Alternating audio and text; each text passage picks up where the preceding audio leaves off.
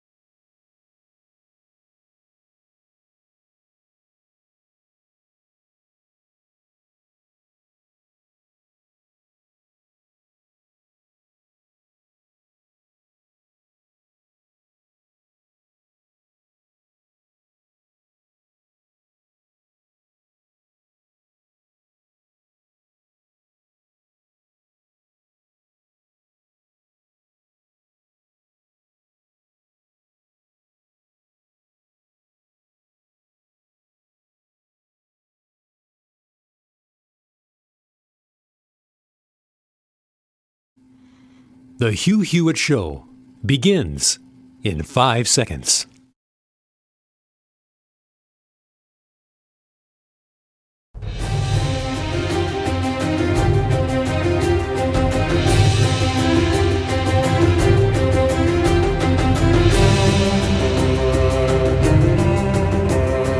Morning, glory, America, bonjour, hi, Canada. Greetings to my friends in Israel, launching a massive number of strikes overnight on Iranian positions in Syria. Greetings to my friends in China who listen every day. Pay attention to what the Senate did yesterday, passing the Hong Kong Act. Do not act with violence in Hong Kong. That's the message from the Congress. Lots to talk about today on the Hugh Hewitt Show, but first, I have to begin with St. Ed Gutierrez. You may not know St. Edward Gutierrez, but let me tell you his story. Did you know that it's possible to lose your wallet between getting out of the car at John Wayne Airport and walking to the American airline ticketing counter? Did you know that it was possible? I didn't know that was possible until yesterday, but I did it.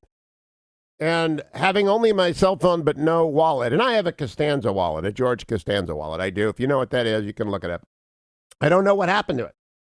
So I'm standing in the airport with nothing but a cell phone and a backpack.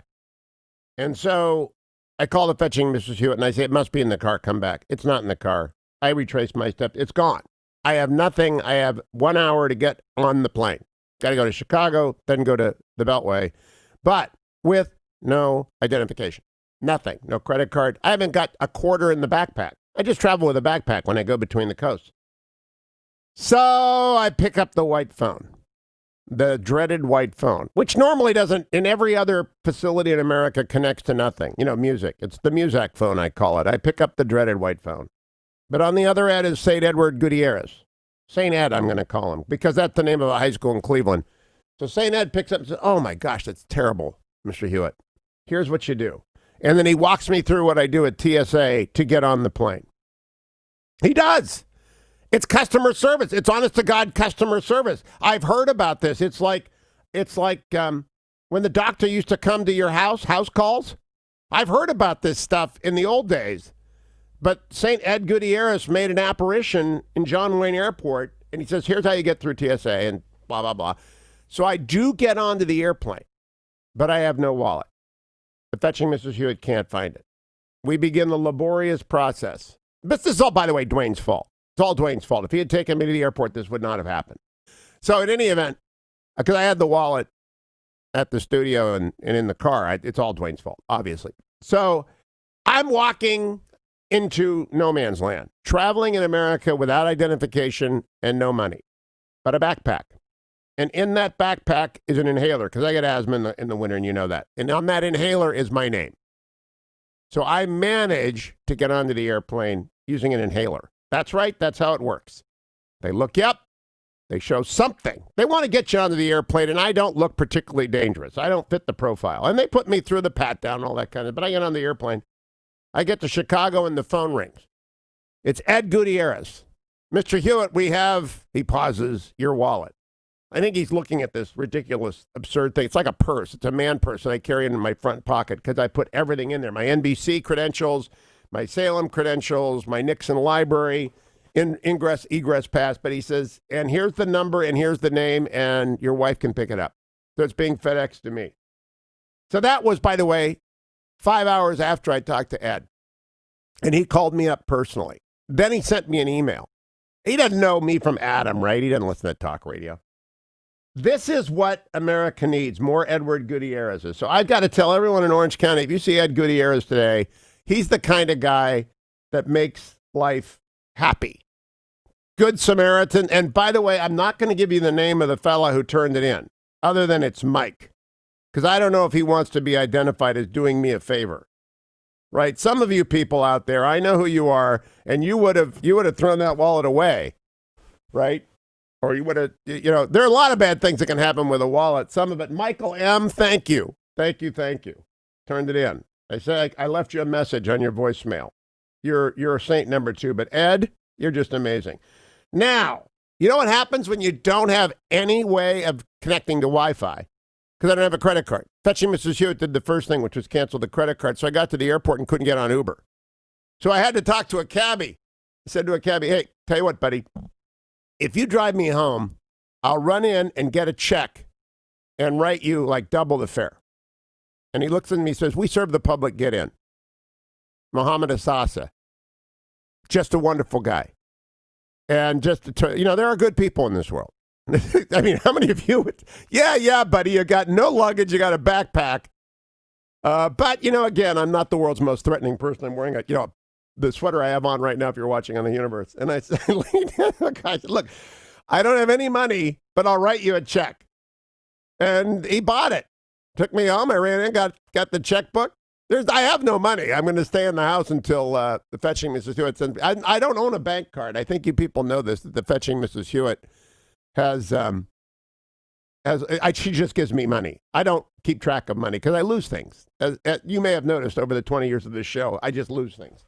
It's what is my handicap in life other than an extremely over endowment of coordination that causes me to stumble and fall quite a lot and to run into things. It's just having too much coordination. But losing a wallet, new experience. So that's what you do. You go to the white phone and you pray that you have Edward Gutierrez. But what happens when you do that is you're cut off from the world. I read an amazing book, Awful Beautiful Life. An amazing book, which will come out in December. Awful Beautiful Life by Becky Powell. And I will tell you about that in December. It doesn't come out until December. It's about what happens, I'm just being blunt here, what happens when her husband commits suicide and has committed massive financial fraud. So all I have is a book. I read that in the first flight. Then I read Tevi Troy's Fight House, which doesn't come out. I have the reader's copy of both of them. Doesn't come out until January. So I had 2 books. So I got through I was fine. But I didn't watch anything about the impeachment. Nothing, not a word. Zero zip nada on the impeachment. It doesn't matter. Get off the plane. It gave me a little experiment. I will just read the write-ups about it. It's 7 o'clock when I land in D.C. I go through Chicago. Ed called me in Chicago. Same Ed. And I read, and I can conclude from about 10 minutes of reading, nothing happened. Nothing is there. It's a nothing burger. There isn't any bribery. There isn't any offense, much less an impeachable offense. The only thing that can be impeached is the conduct of these hearings. Here's Lieutenant Colonel Vindman, cut number 3. So in the end, this readout was false. Is that right?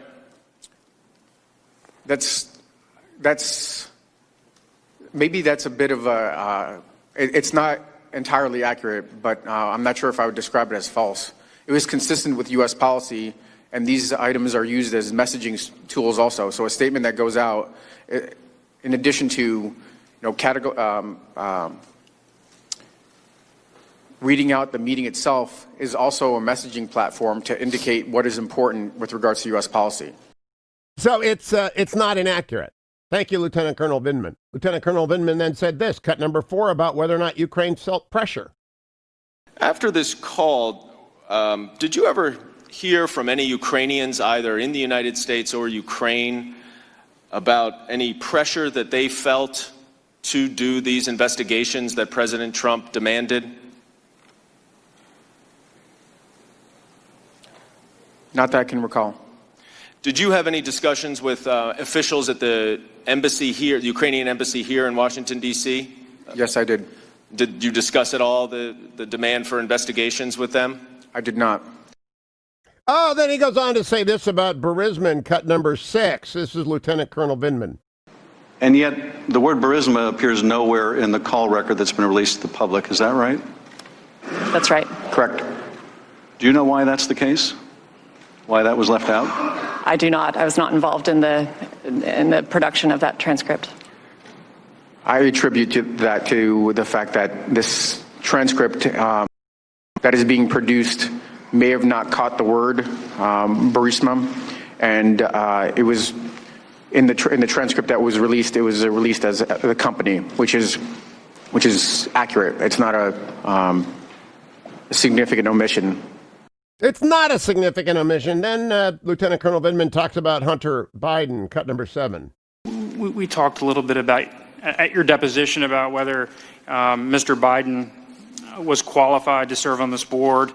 I believe you acknowledged that apparently he was not, in fact, qualified. As far as I can tell, he didn't seem to be, but like I said, I don't know his qualifications. Okay. And then Lieutenant Colonel Vindman talked about the Ukrainians offering him the defense ministry, cut number 8. Correct. 20th. At any point during that trip, did Mr. Daniluk offer you a position of defense minister with the Ukrainian government? He did. And how many times did he do that?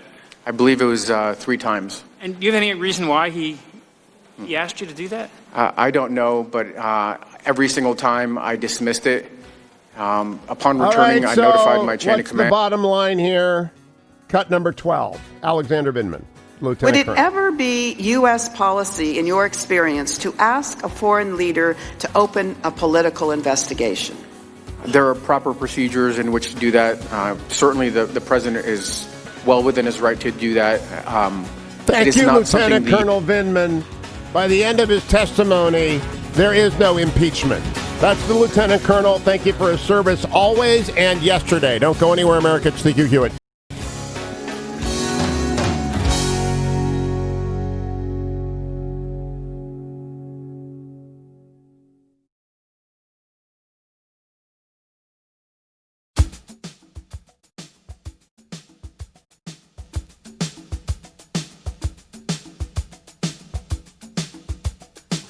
The Hugh Hewitt Show.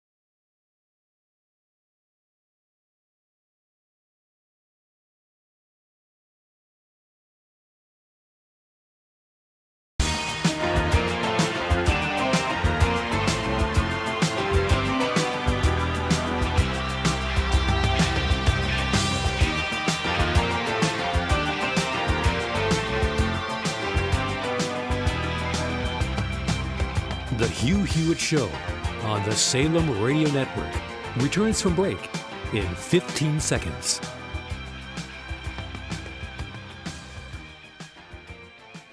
The Hugh Hewitt Show returns from break in 5 seconds.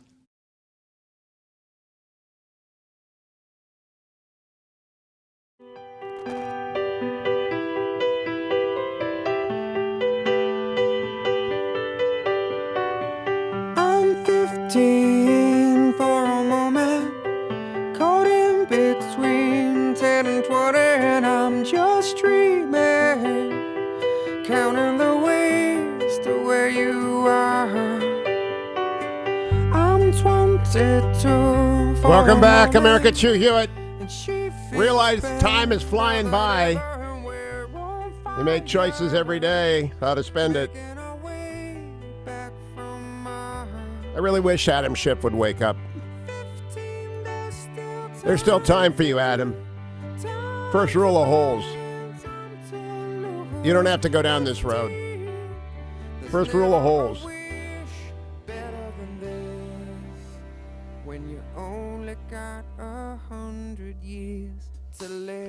You only got 100 years, Adam. Why are you wasting it on this absurd circus of impeachment? I will tell you after this, reading the articles yesterday, after being disconnected, going through the audio this morning, this is a giant joke. This is a farce. There is no impeachable offense. There is no bribery. There is no extortion. There is no quid pro quo. There ain't nothing here. Here is more Lieutenant Colonel Vindman on Trump's policy to Ukraine, cut number 20. Lieutenant Colonel Vindman, you spoke extensively about the importance of defensive lethal aid to Ukraine, specifically javelins. This was in your deposition. Correct. And you testified that the javelin in particular, because of its effectiveness in terms of influencing the Russian decision calculus for aggression, it is one of the most important tools we have when it comes to providing defensive lethal aid. The system itself and the signaling of U.S. support, yes. And it is a fact that that aid was provided under President Trump and not President Obama. That is correct. Thank you, Lieutenant Colonel Vindman. Mr. Morrison and the National Security Council added this, cut number 28. As I stated during my deposition, I feared at the time of the call on July 25th how its disclosure would play in Washington's political climate. My fears have been realized. I understand the gravity of these proceedings, but I beg you not to lose sight of the military conflict underway in eastern Ukraine today, the ongoing illegal occupation of Crimea, and the importance of reform of Ukraine's politics and economy. Every day that the focus of discussion involving Ukraine is centered on these proceedings instead of those matters is a day when we are not focused on the interests Ukraine, the United States, and Western-style liberalism share. Tim Morrison was extremely impressive, and he made the point, which people should realize. He was concerned about this call because he knew that Adam Schiff and like-minded partisan members of the resistance would abuse it and try and use it to hurt President Trump rather than help Ukraine, and they never cared about Ukraine. Congressman John Ratcliffe, a member of the committee on cut number 25, talks about the whole bribery nonsense. Cut number 25. Now, I've word searched each of your transcripts, and the word bribery or bribe doesn't appear anywhere in that. Ms. Williams, you've never used the word bribery or bribe to explain President Trump's conduct, correct? No, sir. Colonel Vindman, you haven't either. That is correct. The problem is, in an impeachment inquiry that the Speaker of the House says is all about bribery, where bribery is the impeachable offense, no witness has used the word bribery to describe President Trump's conduct. None of them. These aren't all of the deposition transcripts. These are just the 10 that have been released. 6 weeks of witness interviews in this impeachment inquiry, hundreds of hours of testimony, thousands of questions asked, thousands of answers given. The number of times that witnesses have been asked any question about whether or not President Trump's conduct constituted bribery before Ambassador Yovanovitch was asked by my colleague, Congressman Stewart, last Thursday, is 0. The number of times witnesses have used the word bribery or bribe to describe President Trump's conduct in the last 6 weeks of this inquiry is zero. In fact, in these 3,500 pages of sworn deposition testimony and just these 10 transcripts released thus far, the word bribery appears in these 3,500 pages exactly one time. And ironically, it appears not in a description of President Trump's alleged conduct, it appears in a description of Vice President Biden's alleged conduct. And there you have it. What a farce this is. What an absolute farce. But Adam Schiff wants to be on TV so much, he's going to continue to be clown himself with these hearings. I'll be right back, America, on the Hugh Hewitt Show.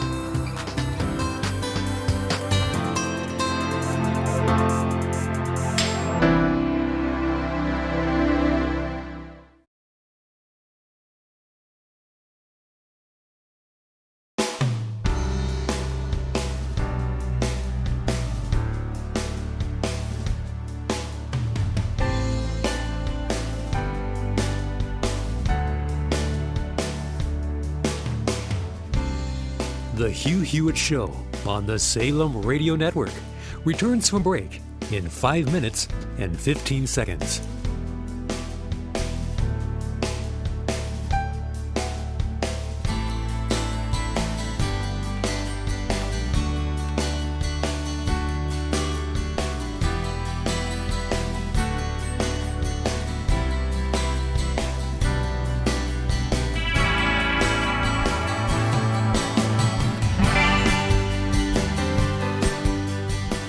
Hugh Hewitt Show on the Salem Radio Network returns from break in 4 minutes and 45 seconds.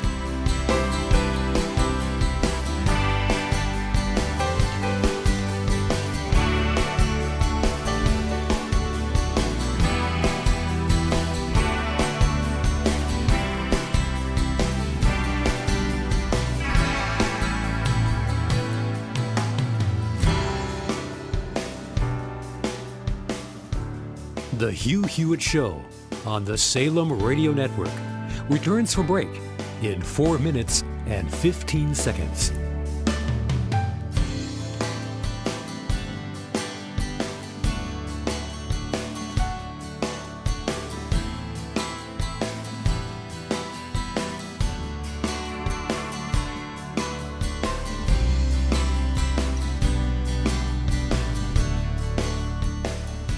The Hugh Hewitt Show on the Salem Radio Network returns from break in 3 minutes and 45 seconds.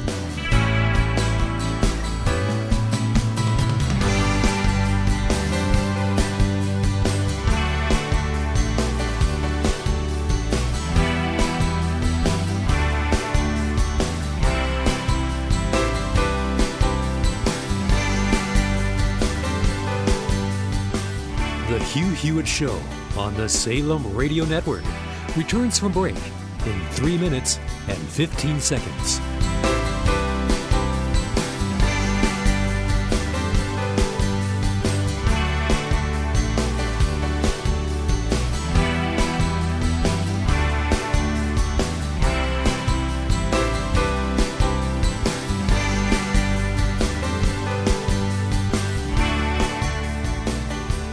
Hugh Hewitt Show on the Salem Radio Network returns from break in 2 minutes and 45 seconds.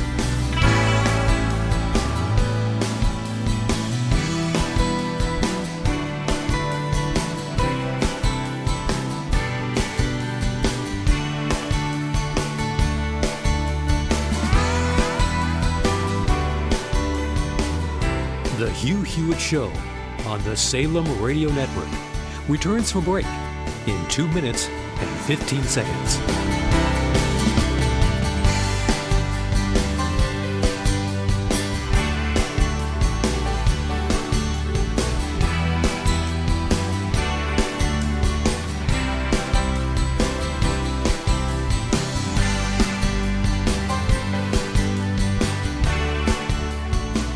The Hugh Hewitt Show on the Salem Radio Network returns from break in 1 minute and 45 seconds.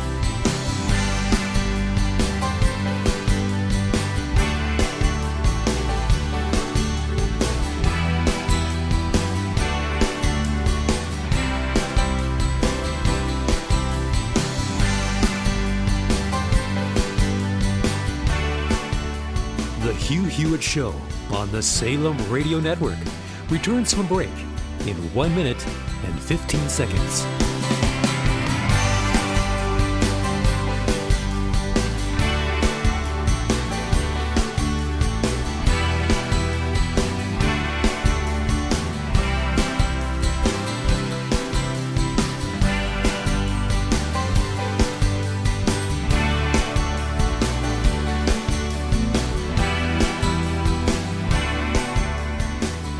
Hugh Hewitt Show on the Salem Radio Network returns from break in 45 seconds.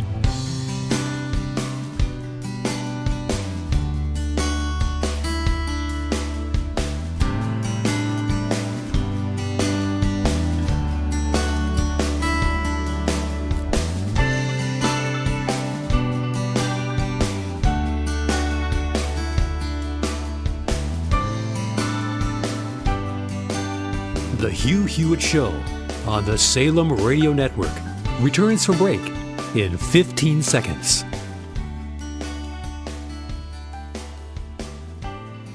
The Hugh Hewitt Show returns from in 5 seconds.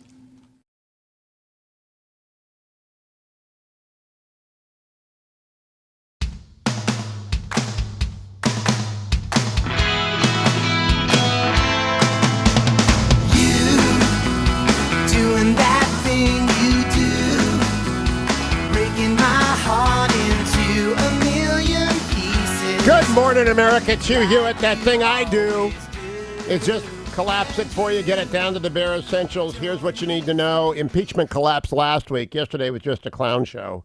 Not the witnesses, Lieutenant Colonel Vindman, Tim Morrison, Kurt Volker. They're all very honorable people doing their best to explain what happened, but there is no there. It was a clown show by Adam Schiff, whose reputation has gone up in smoke. Democrats are now in a jam. If they vote for an article of impeachment, they're going to lose a lot of House seats. If they don't, they're going to get a lot of primaries. And Adam Schiff drove them into this box canyon. The most important thing that was said yesterday was the Tim Morrison piece, which I will replay for David Drucker after this. I want to try and get through the rest of the high points, which are really low points of yesterday. Kurt Volker is the ambassador, former special ambassador, special representative for Ukraine policy. He begins by laying out the Trump policy vis-a-vis Ukraine and the Obama policy vis-a-vis Ukraine. Cut number 29 is where he does this. During over 2 years of my tenure as U.S. Special Representative, we fundamentally turned U.S. policy around. U.S. policy toward Ukraine was strong, consistent, and enjoyed support across the administration, bipartisan support in Congress, and support among our allies and Ukraine. We changed the language commonly used to describe Russia's aggression. I was the administration's most outspoken public figure highlighting Russia's invasion and occupation of parts of Ukraine, calling out Russia's responsibility to end the war. I visited the war zone 3 times, meeting with soldiers and civilians alike, always bringing media with me to try to raise the public visibility of Russia's aggression and the humanitarian impact on the lives of the citizens of the Donbass. We coordinated closely with our European allies in Canada to maintain a united front against Russian aggression and for Ukraine's democracy, reform, sovereignty, and territorial integrity. Ukraine policy is perhaps the one area where the U.S. and its European allies had been in lockstep. This coordination helped to strengthen U.S. sanctions against Russia and to maintain EU sanctions as well. Along with others in the administration, I strongly advocated for lifting the ban on the sale of lethal defensive weapons, or at least the defensive arms to Ukraine, advocated for increasing U.S. security assistance to Ukraine, and urged other countries to follow suit. My team and I drafted the Pompeo Declaration of July 25, 2018, in which the Secretary clearly and definitively laid out the U.S. policy of non-recognition of Russia's claimed annexation of Crimea. I engaged with our allies, with Ukraine, and with Russia in negotiations to implement the Minsk agreements, holding a firm line on insisting on the withdrawal of Russian forces, dismantling of the so-called People's Republics, and restoring Ukrainian sovereignty and territorial integrity. Together with others in the administration, we kept U.S. policy steady through presidential and parliamentary elections in Ukraine and worked hard to strengthen the U.S.-Ukraine bilateral relationship under the new president and government, helping shepherd in a peaceful transition of power in Ukraine. So in short, whereas 2 years ago, most observers would have said that time is on Russia's side, by 2019, when I departed, we had turned the tables, and time was now on Ukraine's side. That is the perfect summary. The Trump administration policy over the Ukraine and Russia is so much better than President Obama's. Now, there's other news this morning. I could be telling you about the fact that it looks like Israel is headed to a third round of elections because Mr. Lieberman says he won't back Benny Gantz or Benjamin Netanyahu, meaning they're going to go back and vote again. Or we could talk about overnight. Israel's Air Force launched strikes in Syria, 7 dead, most of them likely Iranian, and 4 others dead, likely Syrian. All radicals, the IAF very precise in their strikes. We could talk about Boris Johnson leaving Jeremy Corbyn in pieces on the floor because he said 100 times, let's get Brexit done. That's all he has to do is say that 100 times to win this election. And we could talk about that, but instead we're talking about this Schiff show, circus going on. Let's go back to Kurt Volker, Ambassador Volker, who has now left the State Department, and Tim Morrison, who is still on the National Security Council, cut number 31. I know you've both answered this in your opening statements, but I just want to bring a little more clarity to it. Mr. Morrison, I'll start with you. Did anyone ever ask you to bribe or extort anyone at any time during your time in the White House? No, sir. And you were the top person for Ukraine in the White House, correct? At the NSC level? I would argue Ambassador Bolton would be, but... Reporting to Ambassador Bolton. I was a senior official, yes, sir. Ambassador Volker, you have a storied career. We're very thankful for your service, and you were the special envoy to Ukraine. That is correct. Did anyone at the White House ever ask you to bribe or extort anything out of anyone at any time? No, sir. Thank you. And then Ambassador Volker went further, cut number 32. Mr. Zeldin asked you in the deposition that in no way, shape, or form, in either readouts from the United States or Ukraine, did you receive any indication whatsoever for anything that resembled a quid pro quo. Is that correct? That's correct. And the same would go for this new allegation of bribery? I've only seen an allegation of bribery in the last week. It's the same common set of facts. It's just instead of quid pro quo, now it's bribery. I was never involved in anything that I considered to be bribery at all. Okay, or extortion? Or extortion. Okay. And then he goes on, Ambassador Volker, cut 33. Ambassador Volker, you testified during your deposition that aid, in fact, does get held up from time to time for a whole assortment of reasons. Is that your understanding? That is true. And sometimes the holdups are rooted in something at OMB, sometimes it's at the Defense Department, sometimes it's at the State Department, sometimes it's on the Hill, correct? That is correct. And so when the aid was held up for 55 days for Ukraine, that didn't in and of itself strike you as uncommon? No, it's something that had happened in my career in the past. I'd seen holdups of assistance. I just assumed it was part of the decision-making process. Somebody had an objection, and we had to overcome it. That's it. So this is an ordinary thing. It happens. Mike Turner, Congressman Turner, then says this to Ambassador Volker, cut 34. A lot of people talking about their perceptions, their beliefs, their feelings even, what they heard, and their understandings and their thoughts. Ambassador Taylor, Mr. Kent, Ambassador Yovanovitch, and Lieutenant Colonel Vendeman all had conversations with each other and with other people and all had a whole bunch of hearsay. But I can assure you this boils down to just one thing. This is an impeachment inquiry concerning the President of the United States. So the only thing that matters, besides all these people talking to each other and all their feelings and all of their thoughts and understandings, it really only comes down to what did the President of the United States intend, and what did he say, and what did the Ukrainians understand or hear? Ambassador Volker, you're one of the first people that we've had in these open public testimony that's had conversations with both. So I get to ask you, You had a meeting with the President of the United States, and you believe that the policy issues that he raised concerning Ukraine were valid, correct? Yes.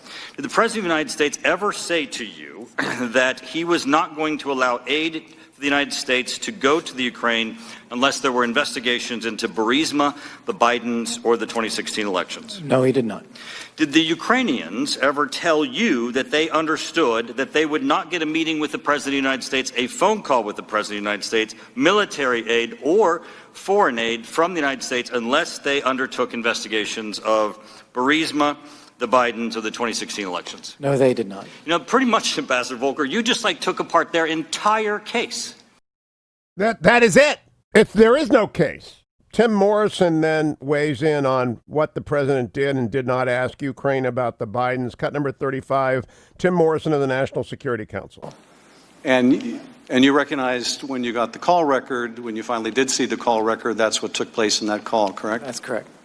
Mr. Morrison, Mr. Volker thinks it's inappropriate to ask a foreign head of state to investigate a U.S. person, let alone a political rival.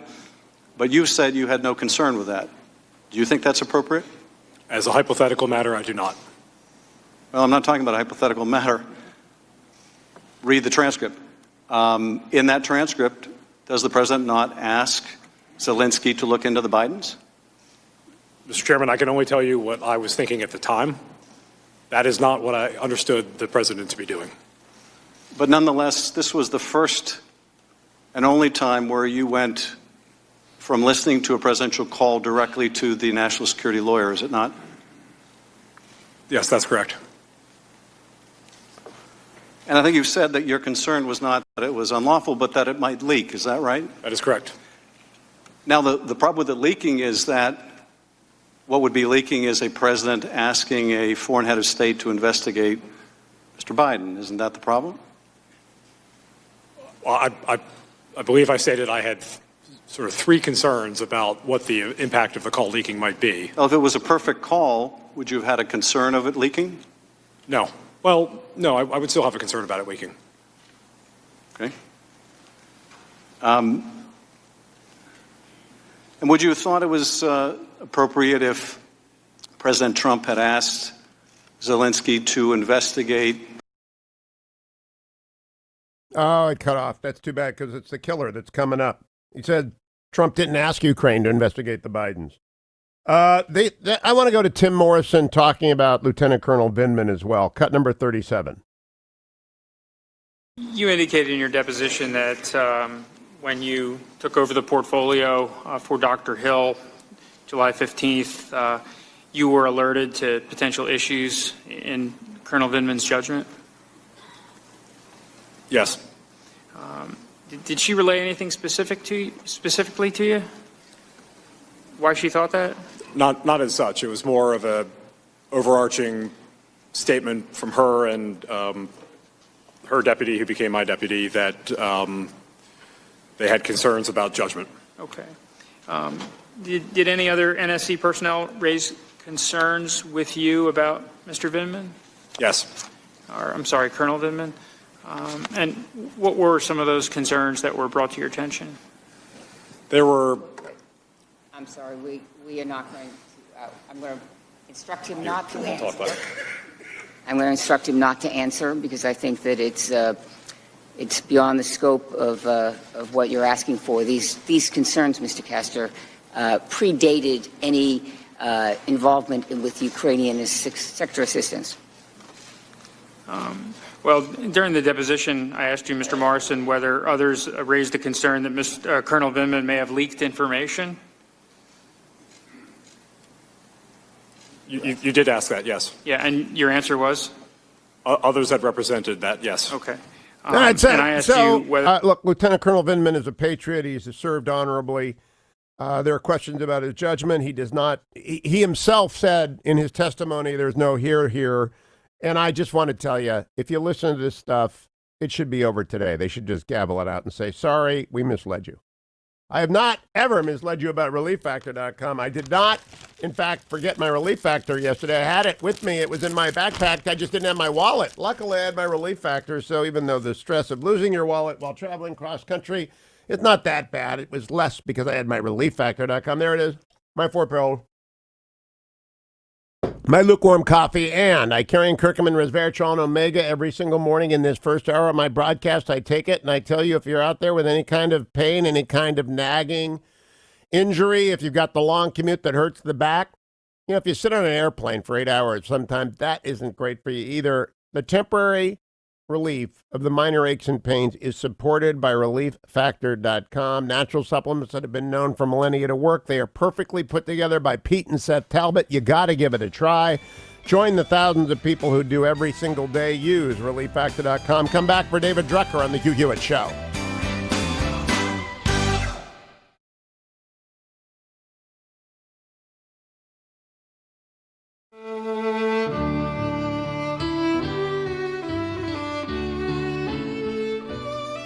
The Hugh Hewitt Show on the Salem Radio Network returns from break in 3 minutes and 15 seconds.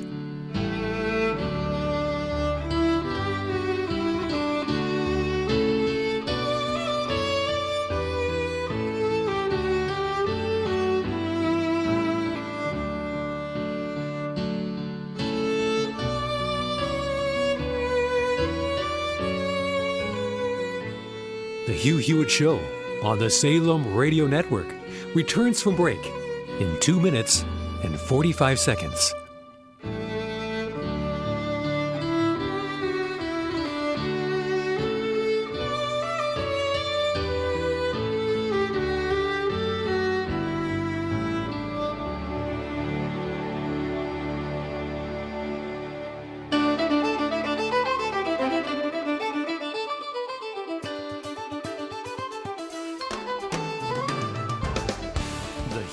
Show on the Salem Radio Network returns from break in 2 minutes and 15 seconds.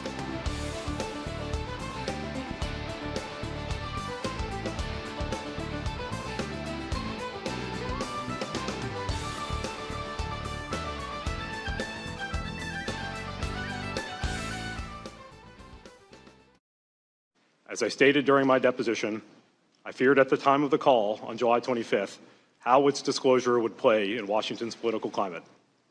My fears have been realized. I understand the gravity of these proceedings.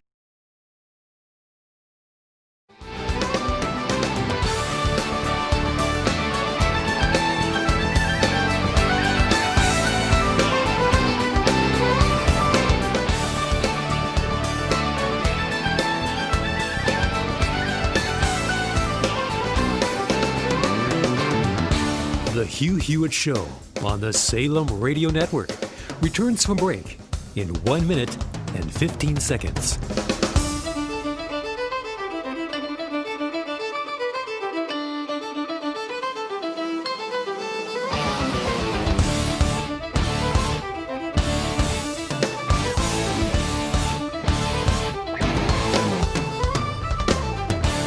The Hugh Hewitt Show on the Salem Radio Network returns from break in 45 seconds.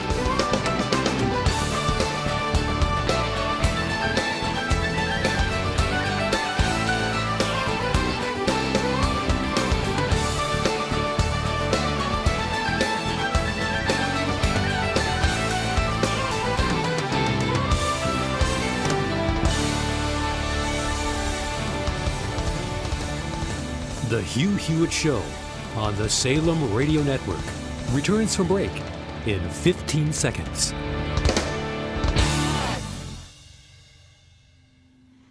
The Hugh Hewitt Show returns from break in 5 seconds.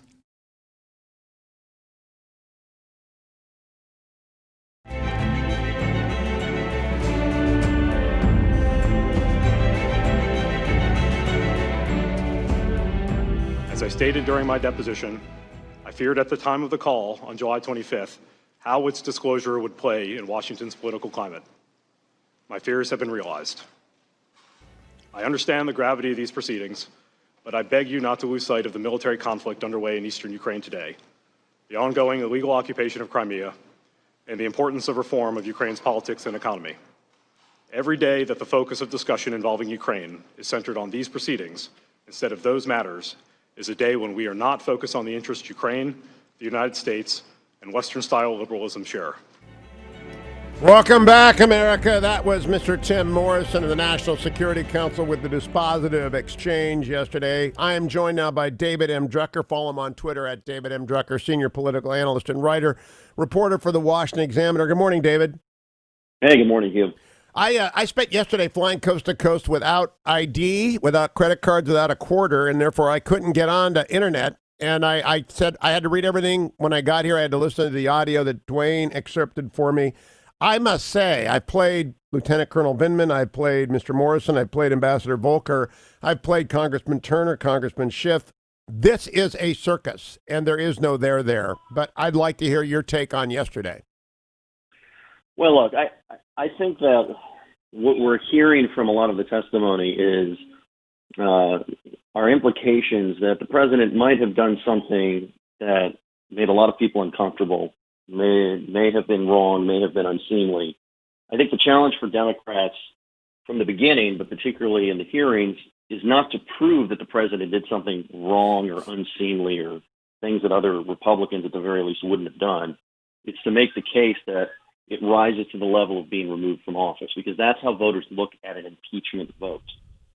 And some of the testimony has been very difficult for the president. Some of it has been less difficult. And I tend to think that where we're going to end up, although I don't know, and this is just an in-the-moment projection, is that we're going to end up right where we were politically at the end of the Russia investigation, which is if you don't like him, you think that the book ought to be thrown at him. If you like him, you think it's a hoax or it's unfair. And if you're in the middle, you kind of don't like him, but you're kind of like, give me somebody to vote for. And I think that's where we're likely to end up. The key is, though, whether the Democrats in the House dare vote an article of impeachment. I've always said they have to because they're in a box canyon. But after Tim Morrison yesterday, I don't know that they do, because Tim Morrison laid it out in the in the clip that I played coming into your segment. Every day these hearings goes on, we hurt Ukraine. And the reason he went and put the call under wraps as hard as he could is because he knew that if it leaked into Washington, D.C., it would become a partisan volleyball game with nothing to do with Ukraine. I mean, he laid it out completely, succinctly. And I think some House Democrats are going to say, I can't go down this road. I'm going to lose. No, I don't necessarily think they're going to react like that. I mean, first of all, that's a viable take on Morrison. But other people are going to look at it differently. I think some people will look at it as though he knew that it was wrong, and that's why he was putting it under wraps. He knew that what the president said was problematic and didn't want it to get out there. I mean, there are different ways to look at this. I also think that some of the testimony has been, pretty problematic for the president. Some of it hasn't. So you've had Morrison, but you've had others. I'm just saying to you, I think this is a mixed bag, and the Democrats have a high bar, and it remains to be seen if they can clear that bar. But I agree with what you have been saying, and I have said this from the beginning. Based on everything we know, and based on the fact that Democrats point to this summary transcript of the call the same way the president does, they just look at it differently. I don't see how they take that, plus all of the testimony we have gotten, and decide that actually, upon further review, we don't think impeachment is warranted. I think that it has only further strengthen the belief of both the Democratic base and most Democrats in Congress that impeachment is warranted. And even if some of them are secretly worried about it, I don't see how they get out of it at this point. Well, I do, because Lieutenant Colonel Vindman said the transcript of the call is not inaccurate. He said that Ukraine didn't feel pressure to investigate. He said, as far as I can tell, Hunter Biden wasn't qualified. He said Burisma not being in the transcript isn't significant. He said he was offered the Ukraine Defense Ministry 3 times. And then Tim Morrison, this is the key thing. I'm going to play it again. Cut 28. This is the guy, right? This is the head of Ukraine at the NSC. Cut number 28. As I stated during my deposition, I feared at the time of the call on July 25th how its disclosure would play in Washington's political climate. Stop. To me, what he said right there, it explains everything about the call. He just knew that they would chew it up and try and do the Mueller thing, and that he didn't want Ukraine to suffer. Last 30 seconds to you, David. I think that impression is going to grow deeper and deeper as we get deeper and deeper. I just think that Democrats agree, and Vindman agrees with the transcript, but they have a different view of what was actually going on. They think that the president was dangling the aid in exchange for investigating somebody he was possibly going to run against in next year's election. And people found that problematic. And some people, particularly Democrats, will look at what Morrison said and say that he's putting a positive spin on it to help the president, and they're going to look at it very differently. Okay, that may be, but I think the number of Democrats who think that are going to dwindle because the number of Americans who think that is falling. The number of Americans who think this is a farce is rising, and that will continue. I'll be right back. David M. Drucker on Twitter. Thank you, my friend. I'm going to be joined by Florida Senator Rick Scott. Then I'm going to play for you the excerpts of the BBC debate last night. Don't go anywhere. It's the Hugh Hewitt Show. Portions of the Hugh Hewitt Show are brought to you in part by A Beautiful Day in the Neighborhood, the movie in theaters November 22nd.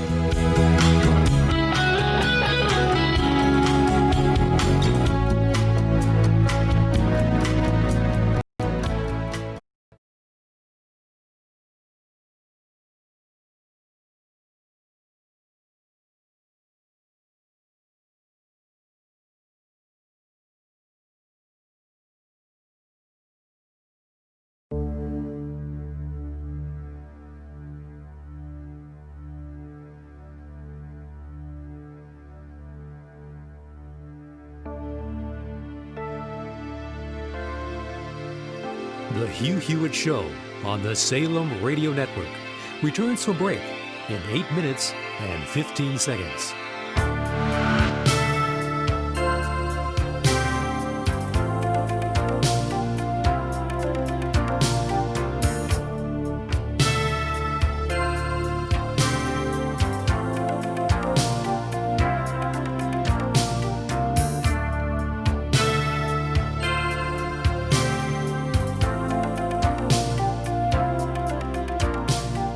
The Hugh Hewitt Show on the Salem Radio Network returns from break in 7 minutes and 45 seconds.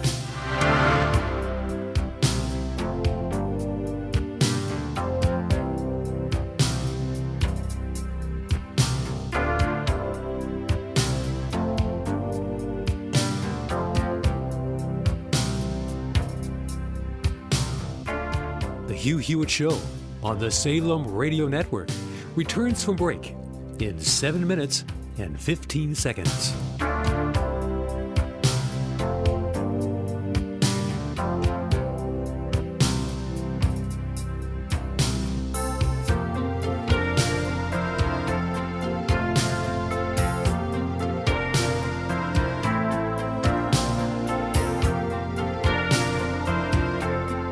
The Hugh Hewitt Show on the Salem Radio Network returns from break in 6 minutes and 45 seconds.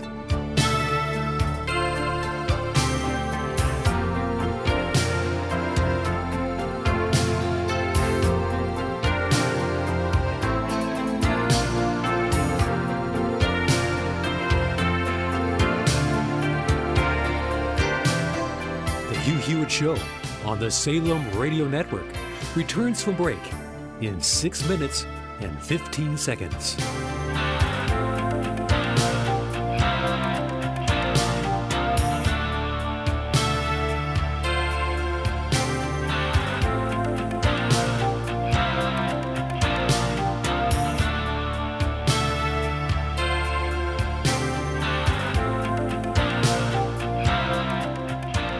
The Hugh Hewitt Show on the Salem Radio Network returns from break in 5 minutes and 45 seconds.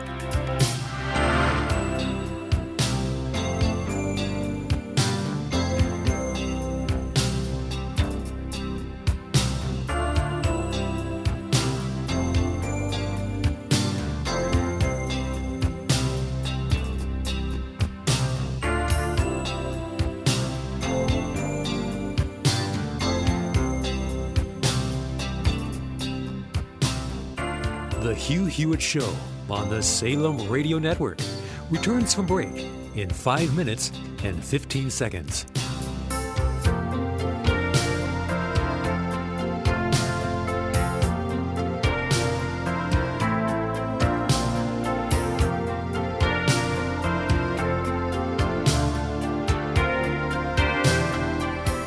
The Hugh Hewitt Show on the Salem Radio Network returns from break in 4 minutes and 45 seconds.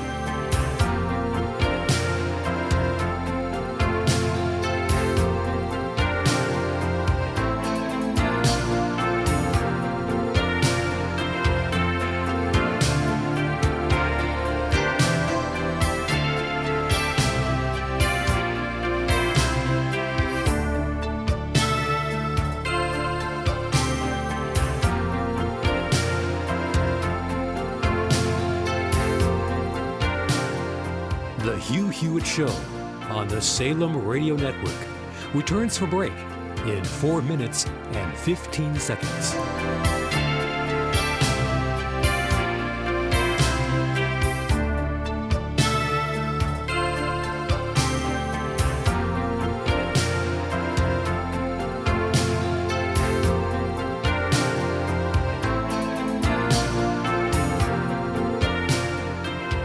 The Hugh Hewitt Show on the Salem Radio Network returns from break in 3 minutes and 45 seconds.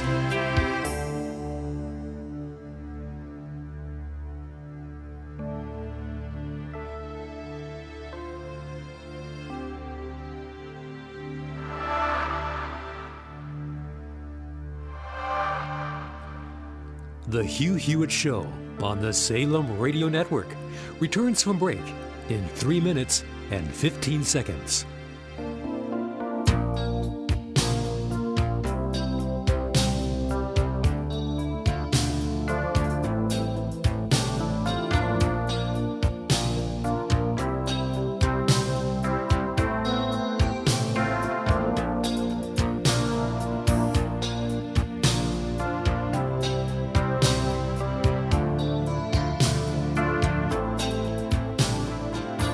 The Hugh Hewitt Show on the Salem Radio Network returns from break in 2 minutes and 45 seconds.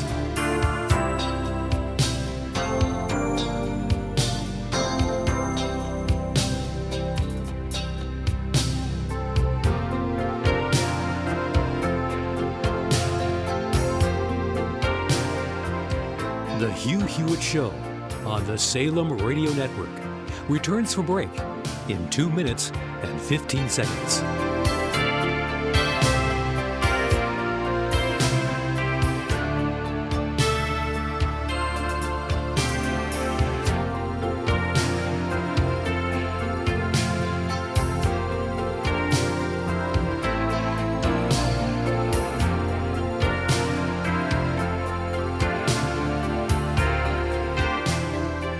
The Hugh Hewitt Show on the Salem Radio Network returns from break in 1 minute and 45 seconds.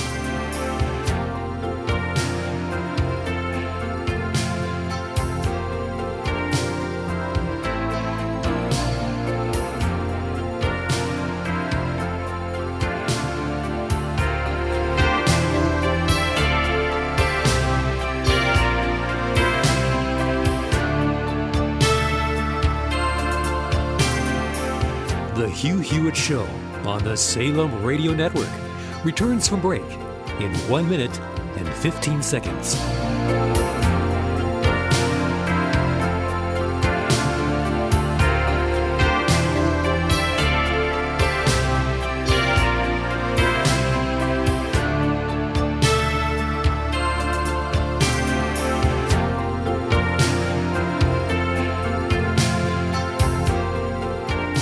The Hugh Hewitt Show on the Salem Radio Network returns from break in 45 seconds.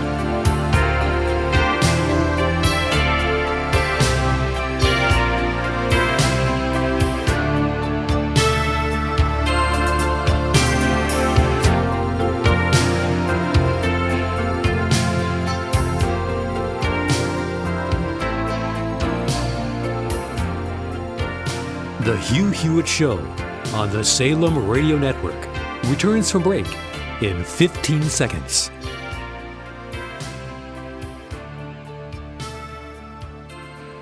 The Hugh Hewitt Show returns from break in 5 seconds.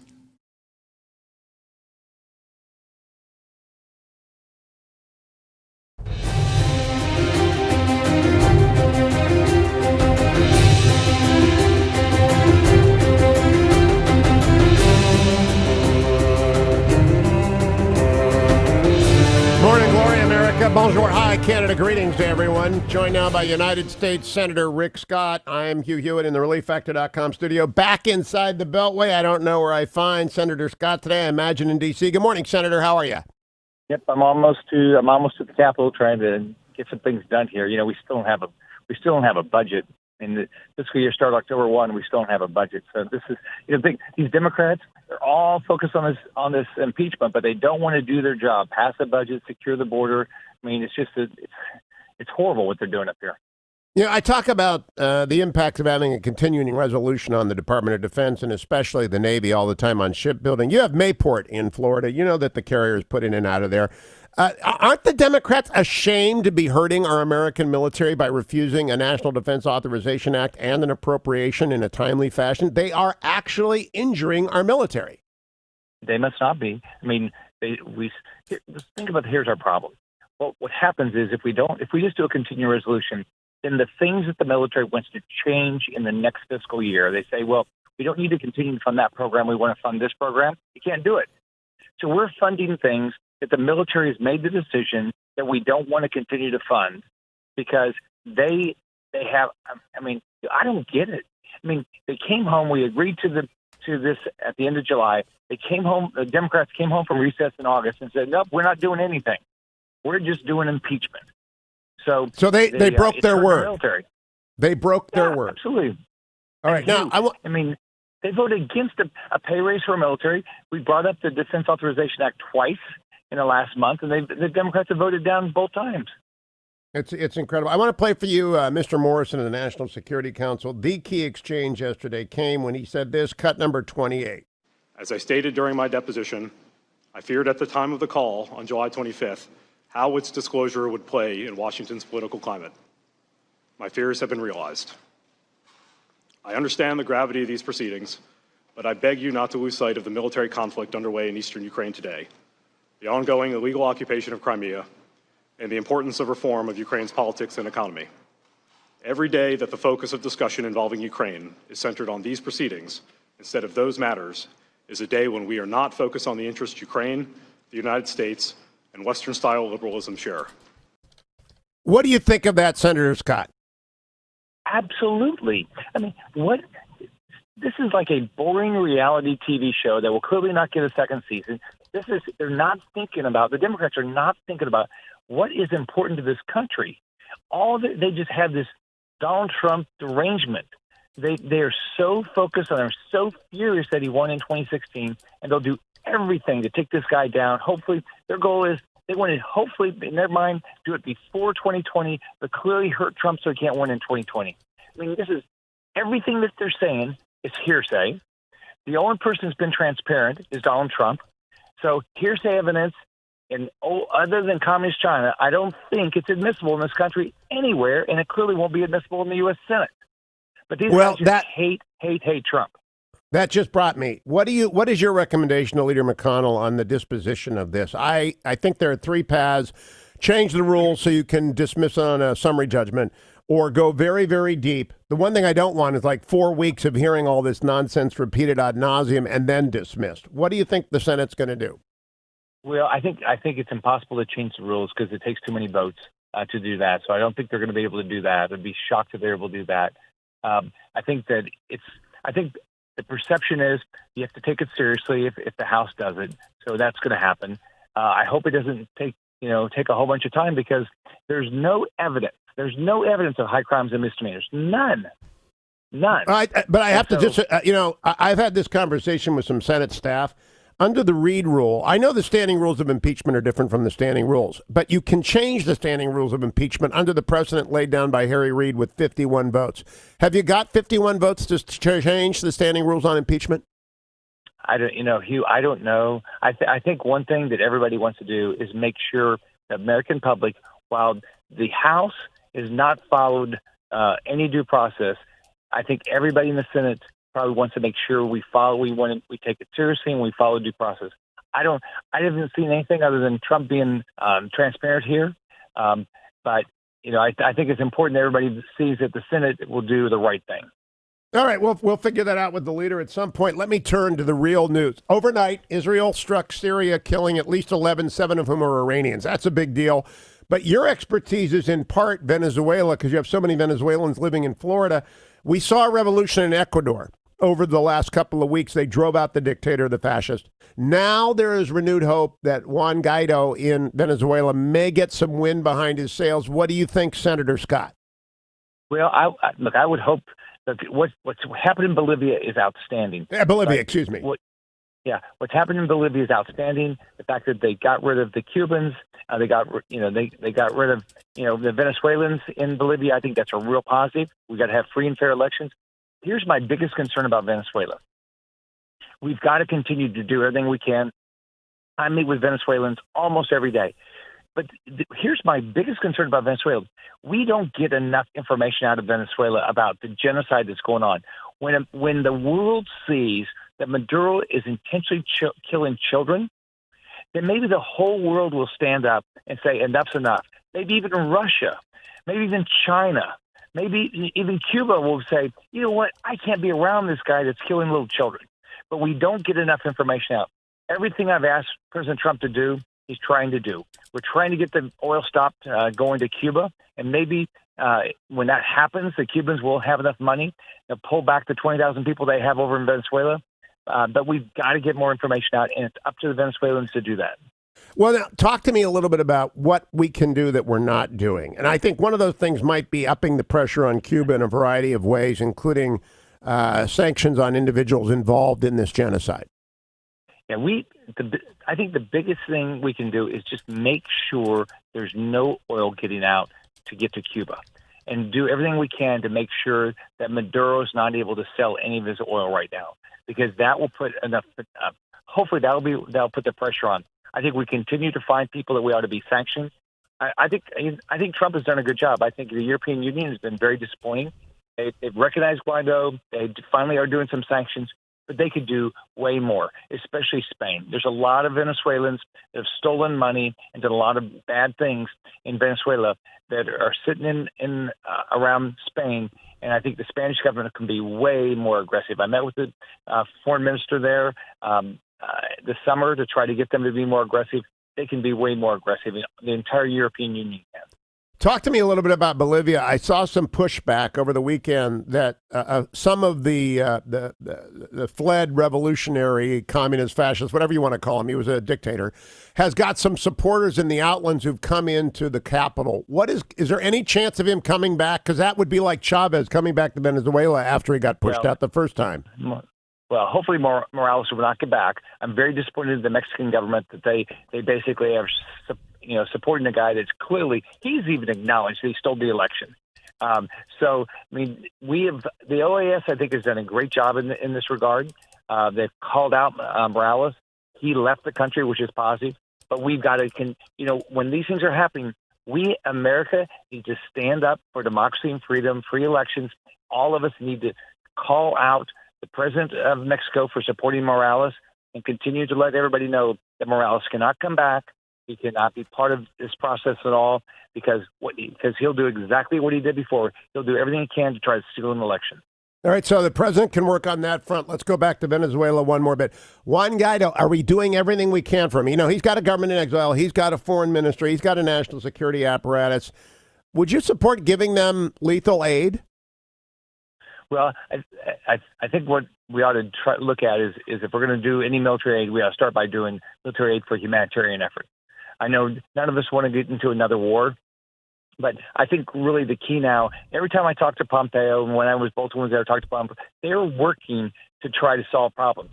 But I think it's very important that the Venezuelan community gets information out, get video out, get pictures out of exactly what's going on with genocide, because that will put more pressure on the entire international community to say, Maduro, you're a pariah. We've got to get rid of you. None of us are going to do any business with you.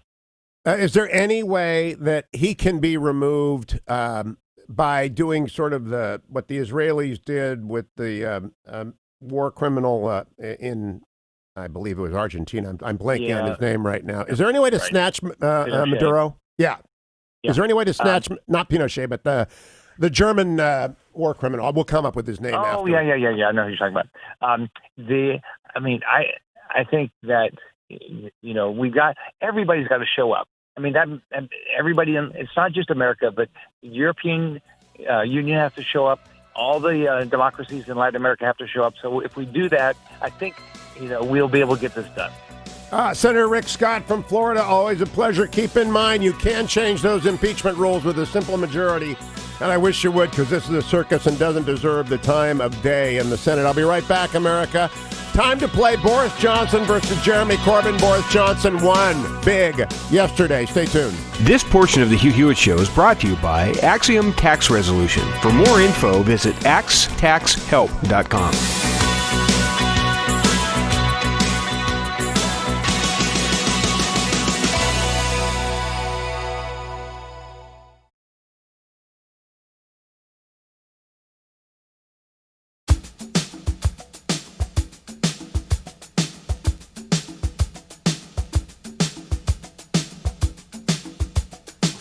The Hugh Hewitt Show.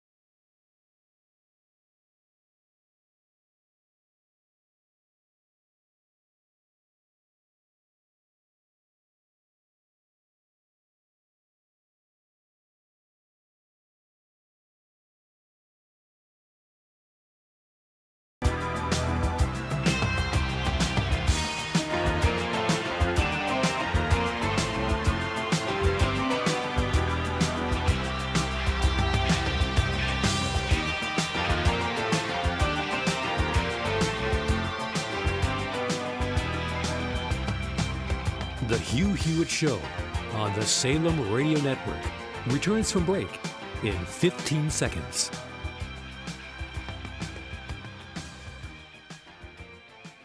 The Hugh Hewitt Show returns from break in 5 seconds.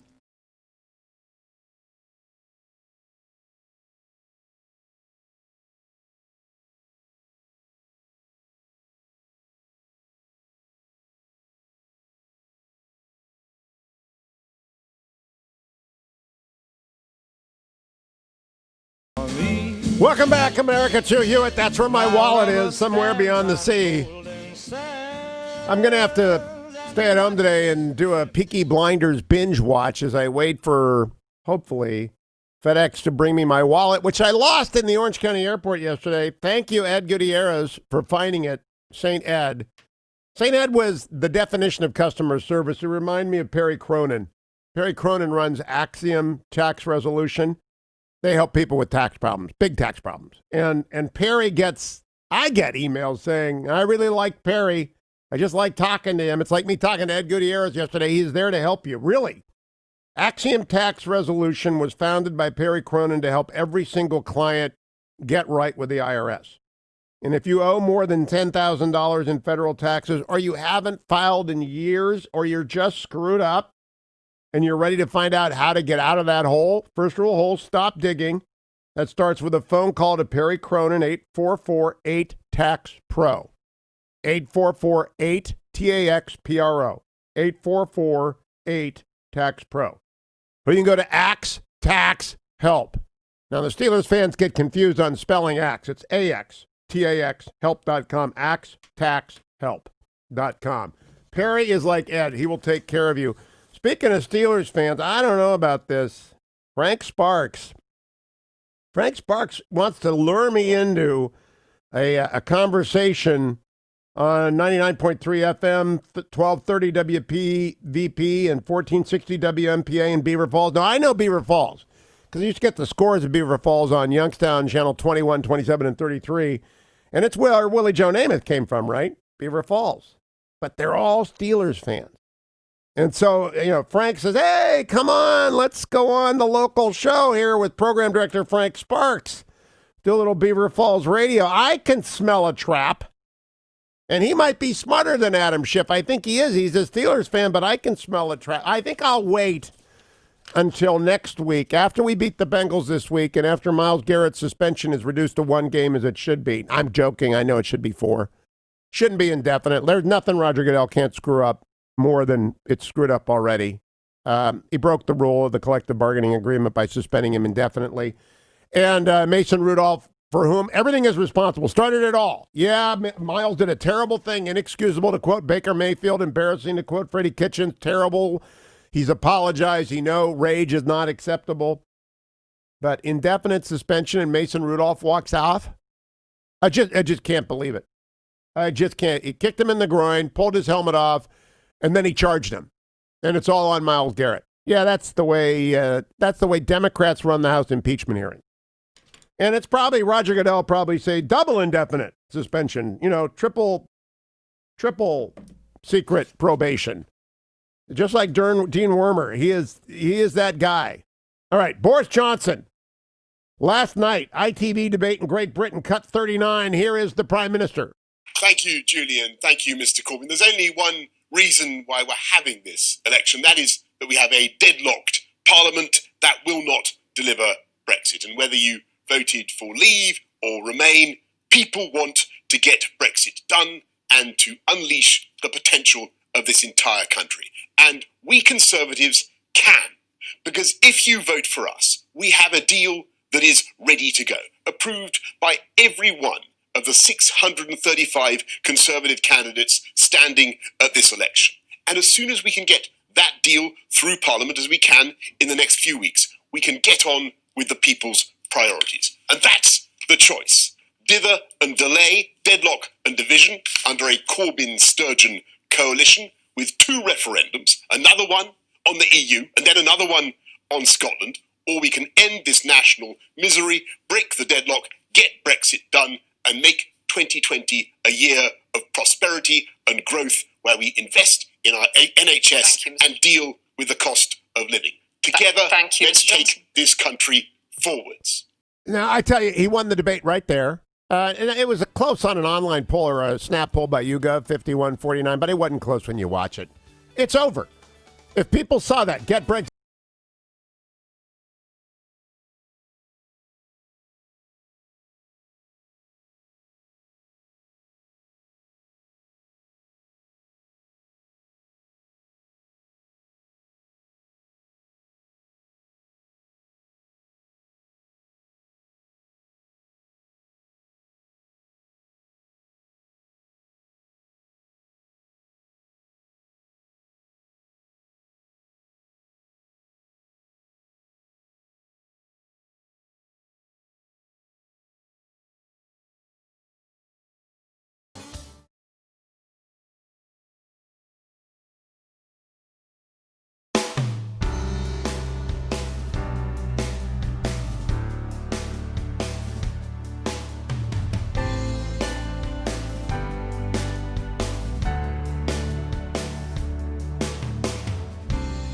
The Hugh Hewitt Show on the Salem Radio Network returns from break in 5 minutes and 15 seconds.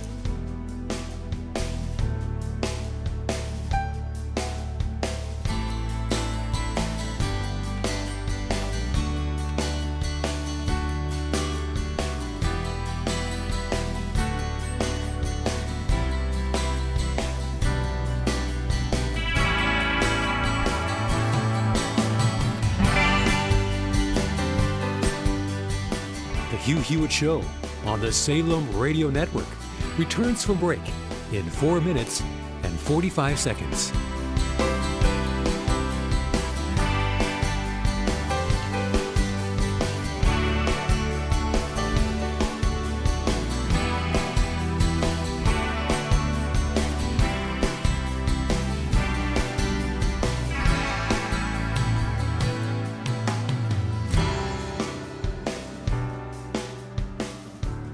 The Hugh Hewitt Show on the Salem Radio Network returns from break in 4 minutes and 15 seconds.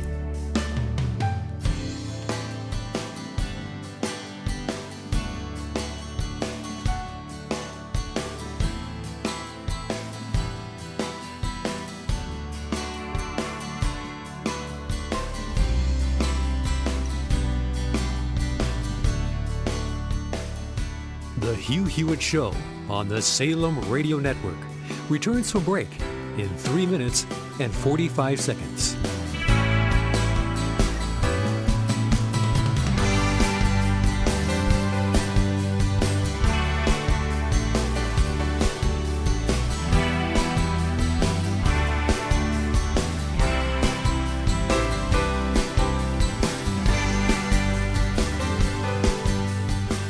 The Hugh Hewitt Show on the Salem Radio Network returns from break in 3 minutes and 15 seconds.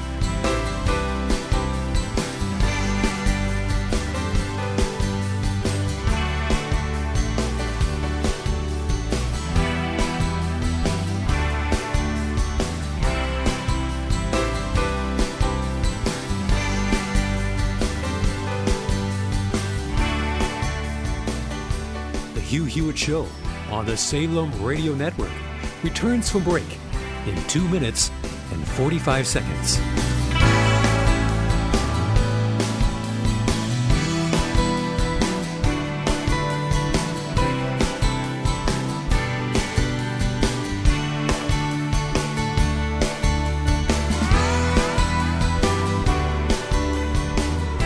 The Hugh Hewitt Show on the Salem Radio Network returns from break in 2 minutes and 15 seconds.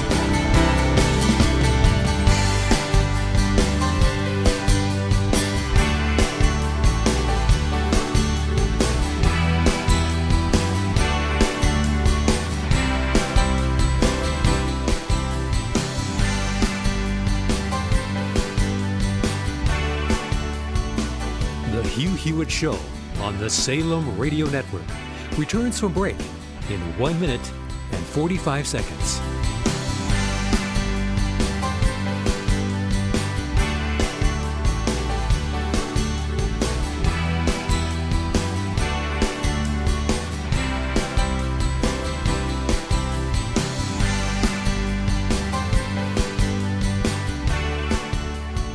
Hugh Hewitt Show on the Salem Radio Network returns from break in 1 minute and 15 seconds.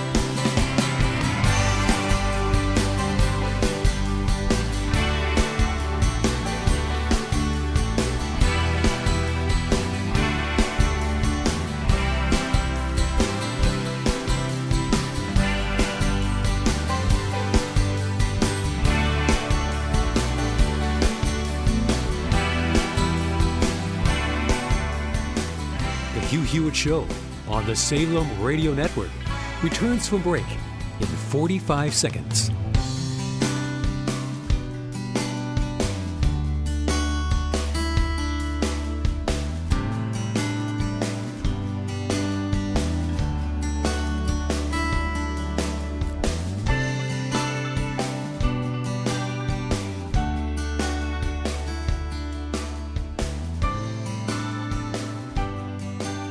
The Hugh Hewitt Show on the Salem Radio Network returns from break in 15 seconds.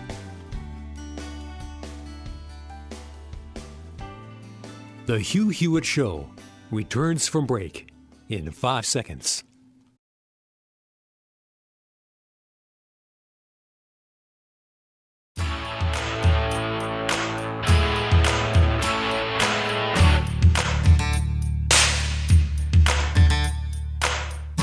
Little ditty about Jack and Diane, two American kids growing up in the heartland. Jackie gonna be a football star, Diane's debutante backseat of Jackie's car. Welcome back, America. I'm Hugh Hewitt in the ReliefFactor.com studios. Holding on to my Columbia Roasters Reserve. Sucking on chili dog. Got to call 866-387-JAB if you want to use that. They didn't even pay for that. I just love my coffee in the morning, Columbia coffee. Let's go check the pre-market report brought to you by AndrewandTodd.com. Andrew Del Rey, Todd Avakian. I'm working with Andrew on another matter right now. They are always so responsive. AndrewandTodd.com. AndrewandTodd.com. 888-888-1172. They are with Sierra Pacific Mortgage. They lend you the money. AndrewandTodd.com do. They do not, send you out to some broker somewhere. They do not shuffle you off to a desk in Chicago. They're not going to call you on the 888 number and say, hey, they're real people. I've known Andrew for 20 plus years. I've known Todd for a half dozen years. They're wonderful people. They did my loans when I moved to the Beltway. And when the Fetching Mrs. Hewitt and I moved again inside of the Beltway, they did that loan, and they've done family, friends. Thousands of you have used them because they are so good. AndrewandTodd.com. You can call them 888-888-1172. Understand the 10-year Treasury is at 1.79, ticked down again yesterday. All this unrest in the world, in Israel and Syria and in Hong Kong and in Venezuela, impeachment hearings, all making people nervous. Even though light crude is down to 55, gold is down to 1473, the 10-year Treasury keeps dropping 1.79. Now, yesterday, the Dow was off 100 points. The NASDAQ was up 20. The S&P down 1. So it was a mixed market. Target is up 8% in pre-market trading. They had great numbers. S&P, though, is down 7.5. The NASDAQ is off 27, and the Dow is down 78 in pre-market trading. It's going to be a good day to get pre-qualified to buy a house. Going to be a great day to help your kid, grandkid, get into a house. AndrewandTodd.com. Answer a couple of questions. Now, what I want to do is go back to the debate. Let's start over. Boris Johnson last night, this is where he wins the election. Cut number 39. Thank you, Julian. Thank you, Mr. Corbyn. There's only one reason why we're having this election. That is that we have a deadlocked parliament that will not deliver Brexit. And whether you voted for leave or remain, people want to get Brexit done and to unleash the potential of this entire country. And we Conservatives can. Because if you vote for us, we have a deal that is ready to go, approved by every one of the 635 Conservative candidates standing at this election. And as soon as we can get that deal through Parliament, as we can in the next few weeks, we can get on with the people's priorities. And that's the choice. Dither and delay, deadlock and division under a Corbyn-Sturgeon coalition with 2 referendums, another one on the EU and then another one on Scotland, or we can end this national misery, break the deadlock, get Brexit done, and make 2020 a year of prosperity and growth where we invest in our NHS and deal with the cost of living. Together, let's take this country forwards. He just won.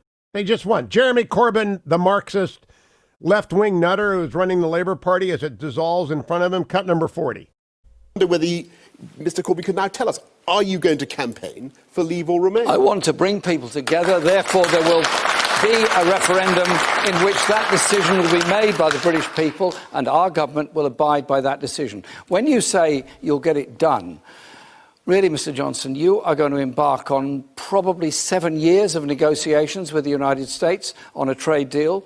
You've already indicated that you will allow our National Health Service to be put at risk by a trade deal with the United States. You've already indicated that you would do a Canada-style agreement, which took at least 7 years to negotiate. So you're not going to get it done in a few months, and you know that perfectly well. Oh, and Jeremy Corbyn then digs deeper. He was sort of like the testimony pro-impeachment yesterday. First rule of holes, Adam Schiff and Jeremy Corbyn may be related. Cut number 41. This is an absolute invention. It is completely untrue. There are no circumstances whatever in which this government or any Conservative government will put the NHS on the table in any trade negotiation. Our NHS will never be for sale. And I'm amazed how often this comes up. The only reason that it comes up is because Mr. Corbyn is trying to conceal the void at the heart of his Brexit policy and refusing to answer the question of which side he would take. Because the public has the right to know. Thank you, Mr. Corbyn. Just very briefly, I've made the position clear. We will have a referendum, we will have negotiation, and we will abide by that result. Did you hear that? Yes, He said, I've made my position clear, and the audience laughed at him. They laughed at him. And that's the whole country. It's sort of like laughing at Adam Schiff. They don't know they're being laughed at because they live in bubbles. Adam Schiff lives in the Beltway bubble. Jeremy Corbyn lives in the Labour headquarters bubble, and they're being laughed at by the country. Meanwhile, Boris Johnson outlined his Brexit deal repeatedly. Again, cut number 42, a different Boris Johnson cut. And that deal means that the whole of the UK can come out and do free trade deals around the world and do a great deal with our EU friends and partners, Northern Ireland included. What the people of Northern Ireland don't know. Got a trade deal down the Irish trade border down the Irish Sea. Not at all. Northern Ireland is part of the customs territory of the UK. It's there in black and white. And what the people of Northern Ireland do not know, and part of our tariff schedules and everything else, what the people of Northern Ireland do not know, and nor do the people of Ireland, is what kind of deal Jeremy Corbyn proposes to do. And he's got 100 of his MPs, and we still don't know, by the way, what he proposes to do, nor whether he is in favour of it or against it. We have 100 of his MPs who have already said that they would vote against it. Most of the shadow cabinet. Thank you, Mr. Johnson. Mr. Corbyn. Thank you, Mr. Johnson. The moderator screwed up this debate by repeatedly interrupting both men. They should just be allowed to talk. Boris Johnson was killing him. Then they let the audience ask idiot questions. You know, I hate town hall questions. And so one audience member asks us, what would you give each other for Christmas? Idiot question, right? But Boris Johnson uses it to advantage. Cut number 44. What present would you leave under the Christmas tree for each other this year? Leaving politics aside, gentlemen. OK, leaving politics aside, what gift would you leave for Mr. Johnson under the Christmas tree? Well, I know Mr. Johnson likes a good read. So what I would probably leave under the tree for him would be A Christmas Carol by Charles Dickens. And he can then understand how nasty Scrooge was. Thank you. Mr. Johnson. Well, I think what I would probably leave a copy of, since you want a literary effort, a copy of my brilliant Brexit deal, which allows us to come out. I will wait. Maybe by next year we will be able to see his own non-political, Mr. Johnson. Non-political. The moderator is such a nag. Really, such an interrupter. Such an absolute. It was sort of look. I've worked with Jake Tapper and Wolf Blitzer. I know what a moderator is supposed to do. I've worked with Dana Bash. She's terrific. I know what we're supposed to do in a debate. You don't cut off moments. You let people have some fun. It was fun. Oh, well, Boris Johnson just crushed him on that one as well. And here's Jeremy Corbyn again on the ITV, cut number 46.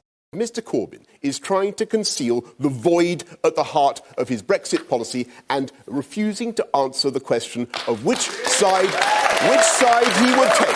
Because the public have a right. The public have a right thank you, to Mr. know. Corbyn. Just very briefly, I've Mr. made the My position gosh, clear. We really, will have. Really, I just cannot believe the thank you.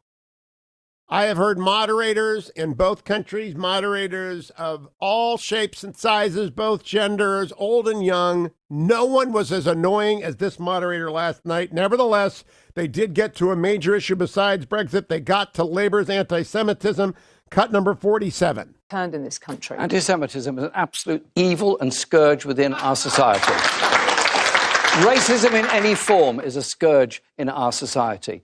I have taken action in my party where anyone has committed any anti-Semitic acts or made any anti-Semitic statements. They are either suspended or expelled from the party, and we've investigated every single case. We do take this very, very seriously indeed, because I do not want to live in a society where racism is rife. I understand and recognise the history, the desperate history of the Jewish people in the 20th century, which came about from an unrestriction of anti-Semitism in the 1920s. We've got to stand up against racism in any form in our society. Thank you. And on the question of telling the truth in politics, Mr. Johnson, your response to that, the points that I put you on those issues. Well, I'm just listening with open-mouthed what Jeremy Corbyn had to say about address the point. About what he's done to stamp out anti-Semitism in the Labour Party. Because Stop for a second.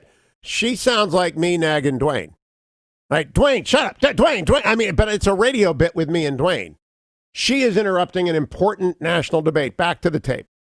I'm afraid it's a complete failure of leadership, what's happened in the Labour Party with anti-Semitism. But the failure of leadership is even worse when you look at what is happening on their Brexit policy. Because Mr. Johnson, before what you go the any people of this further on country this, want to hear, what they want to hear is clarity about whether he believes in the deal that he is proposing to do. We have heard your points on that, Mr. Johnson. This was a question about personal the people integrity. in Brussels who will be doing that deal. This was honest to goodness, what a terrible moderator.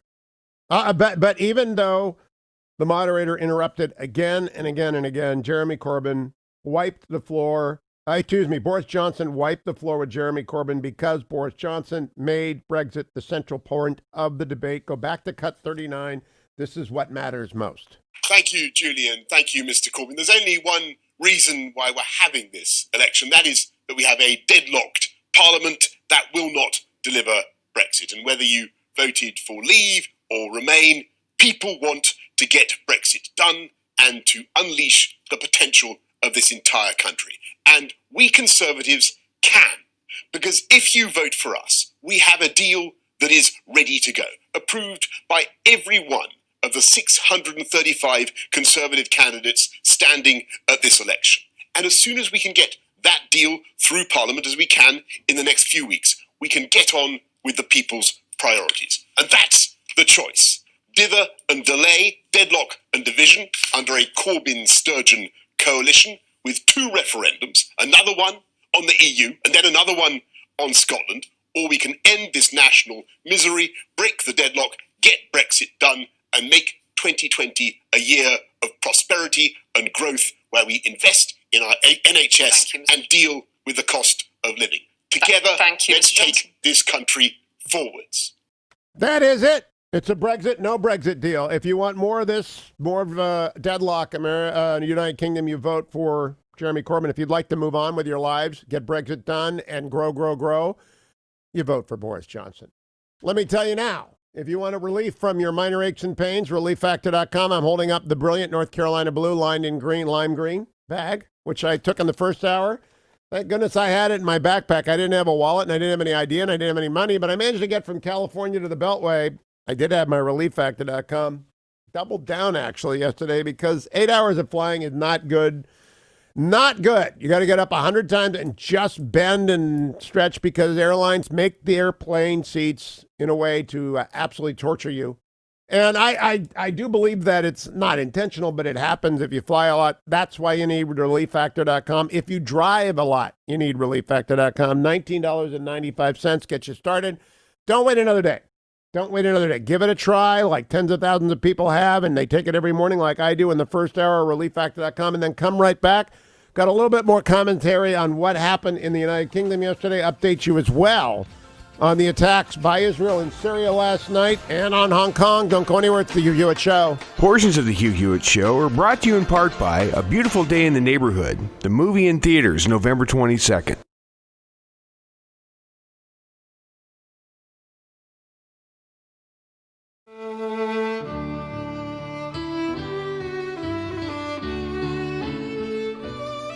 The Hugh Hewitt Show on the Salem Radio Network returns from break in 3 minutes and 15 seconds.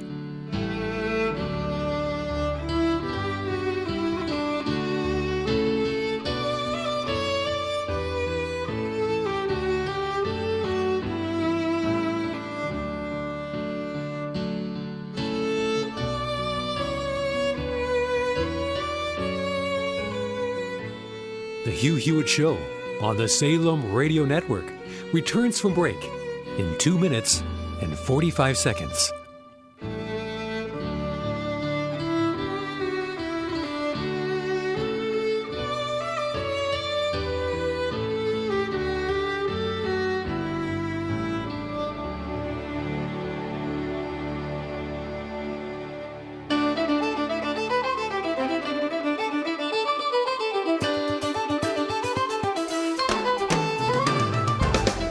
The Hugh Hewitt Show on the Salem Radio Network returns from break in 2 minutes and 15 seconds.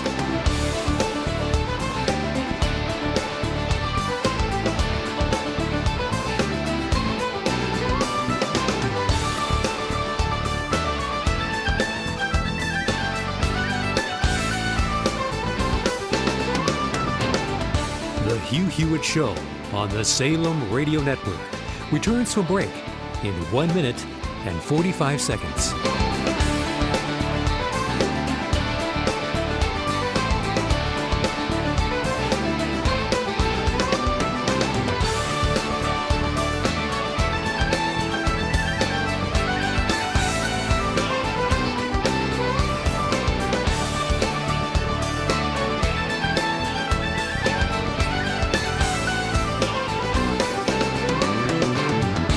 The Hugh Hewitt Show on the Salem Radio Network returns from break in 1 minute and 15 seconds.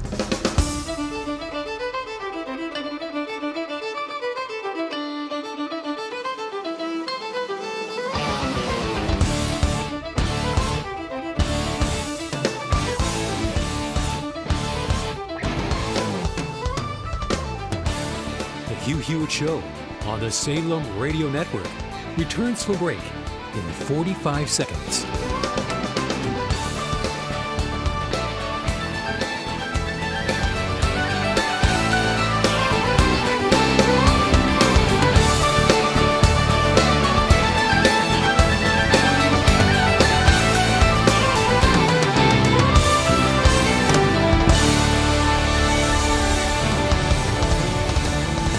The Hugh Hewitt Show on the Salem Radio Network returns from break in 15 seconds.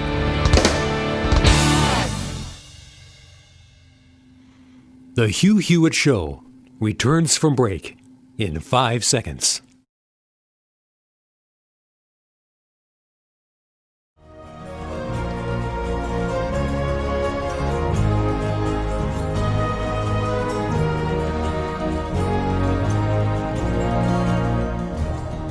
Welcome back, America. It's Hugh Hewitt.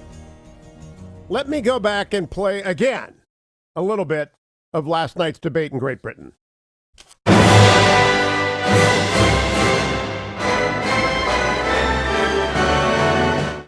Cut number 42.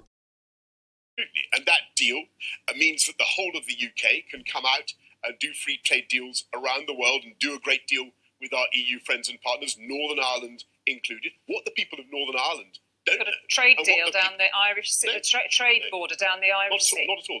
Northern Ireland is part of the customs territory of the UK. It's there in black and white. And what the people of Northern Ireland do not know, and part of our tariff schedules and everything else, what the people of Northern Ireland do not know, and nor do the people of Ireland, is what kind of deal Jeremy Corbyn proposes to do. And he's got 100 of his MPs, and we still don't know, by the way, what he proposes to do, nor whether he is in favour of it or against it. All right. We have 100 of his MPs who have already said that they would vote against it. Most of the shadow cabinet. Thank you, Mr. Johnson. Mr. Corbyn. Thank you, Mr. Johnson. Oh, my goodness. You know, markets don't like it. Markets are upset this morning. You might want to go check out HughGold.com this morning. Birch Gold has got its information over there. If you're upset and unsettled by the world, have some precious metals, whether in your safety deposit box or part of your IRA or 401k. There's a reason to take action today. Go to Hugh Gold, H-U-G-H, gold.com, and you'll find out all about Birch Gold. Completely wonderful company. Thousands of 5-star reviews, Better Business Bureau A+ rating. The people I use when I buy gold is Birch Gold. You get Maple Leafs, American Eagles, Krugerrands. Put it in your safety deposit box against the worst day in the world. Or if you just think gold below 1,500 is a great investment, which I do, diversify. And if you've got an IRA or 401k and you want to put some of it into a precious metals IRA 401k, they will do it backed by physical precious metals. And they explain it all to you. All you have to do is go to HughGold.com. That's HughGold.com. I want to go back. Tim Morrison, National Security Council, talking about Lieutenant Colonel Vindman, cut number 37 yesterday. You indicated in your deposition that when you took over the portfolio for Dr. Hill, July 15th, you were alerted to potential issues in Colonel Vindman's judgment? Yes. Did she relay anything specifically to you? Why she thought that? Not as such. It was more of a overarching statement from her and her deputy, who became my deputy, that they had concerns about judgment. Okay. Did any other NSC personnel raise concerns with you about Mr. Vindman? Yes. Or, I'm sorry, Colonel Vindman. And what were some of those concerns that were brought to your attention? There were... I'm sorry, we are not going to, I'm going to instruct him not to answer. I'm going to instruct him not to answer because I think that it's beyond the scope of what you're asking for. These concerns, Mr. Castor, predated any involvement with Ukrainian sector assistance. Well, during the deposition, I asked you, Mr. Morrison, whether others raised the concern that Colonel Vindman may have leaked information. You did ask that, yes. Yeah, and your answer was? Others had represented that, yes. Okay. And I asked you whether you were concerned Colonel Vindman did not keep you in the loop at all times with his official duties? Yes. And in fact, when he went to the National Security Council lawyers following the July 25th call, he did not first come to you. Is that correct? Correct. And you were his supervisor in the chain of command, correct? Correct. And in hindsight, did you wish that he had come to you first before going to the lawyers? Yes. And why is that? One, if he had concerns about something, about the content of the call, that's something I would have expected to have been notified of. I also think, just as a matter of practice, since we both went to the lawyers, we didn't necessarily both need to, and economy of effort may have prevailed. Okay. At any point, Lieutenant Colonel Vindman is a great patriot. He's been decorated. He has served honorably. It is clear that he wasn't trusted by senior staff for a variety of reasons, but that does not disqualify his testimony in any way. I played his testimony. All right. He's actually a witness for President Trump, though they didn't expect that. President Trump has tweeted, by the way, don't play the music. Don't play the music. He is quoted Elise Stefanik saying, no quid pro quo, correct. No bribery, correct. No extortion, correct. He is quoted the Representative Jim Jordan in no way, shape, or form. Was there any quid pro quo? Ambassador Volker, that's correct. And the president says, read the transcripts. The president says, great job, Mike Turner. The president says the 3-year hoax continues. And the president quotes the Washington Times saying, White House confidence grows as hearings wears on. And he adds, this is just an attempted takedown of the Republican Party by the do-nothing Democrats. It will never work. Hashtag 2020. I believe the president is right. This is destroying Democratic enthusiasm. It's like the Mueller hearing drawn out over 3 weeks.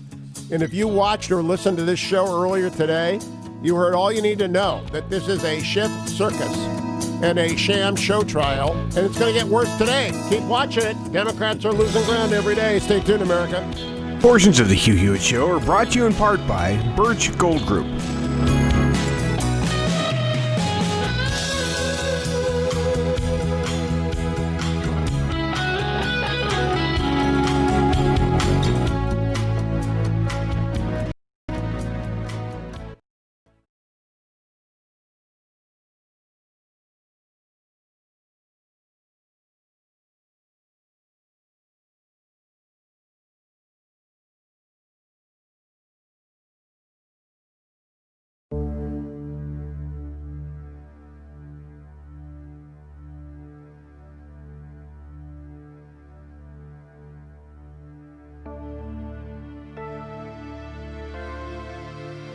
The Hugh Hewitt Show on the Salem Radio Network returns from break in 8 minutes and 15 seconds.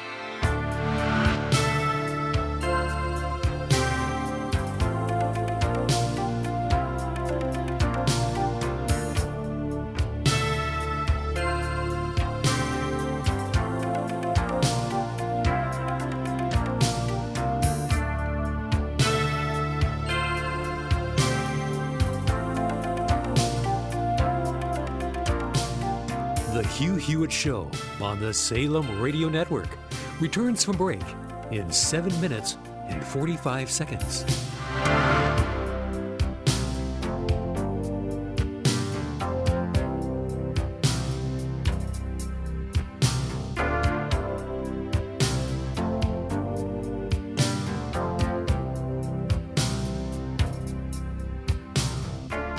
The Hugh Hewitt Show on the Salem Radio Network returns from break in 7 minutes and 15 seconds.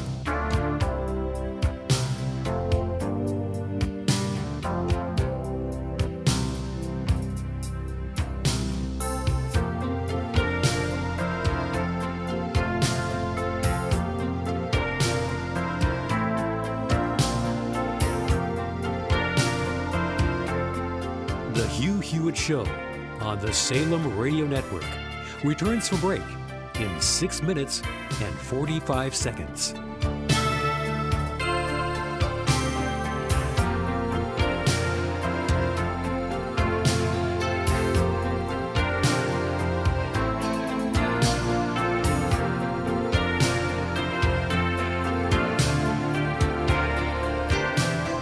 The Hugh Hewitt Show on the Salem Radio Network returns from break in 6 minutes and 15 seconds.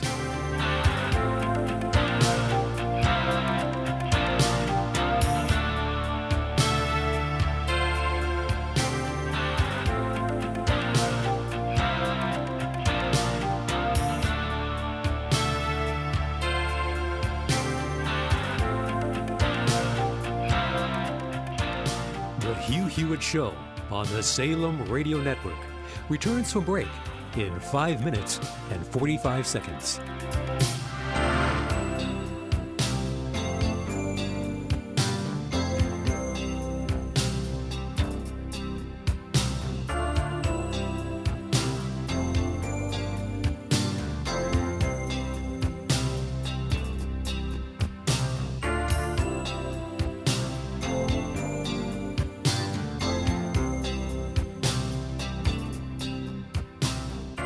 The Hugh Hewitt Show on the Salem Radio Network returns from break in 5 minutes and 15 seconds.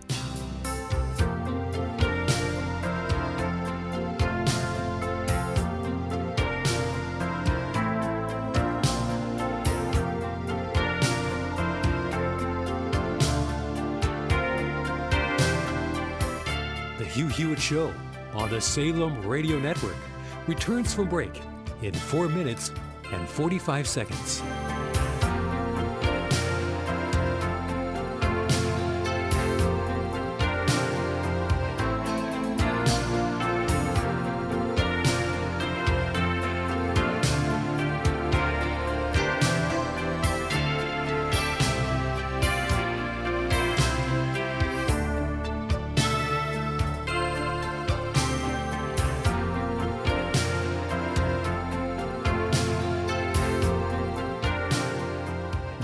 Hewitt Show on the Salem Radio Network returns from break in 4 minutes and 15 seconds.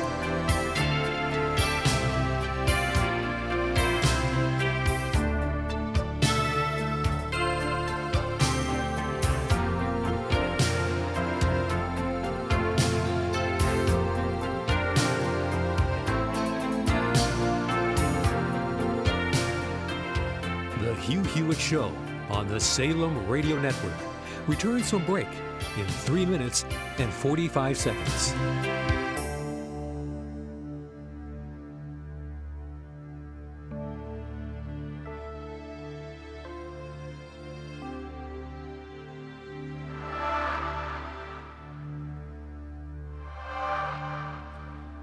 The Hugh Hewitt Show on the Salem Radio Network returns from break in 3 minutes and 15 seconds.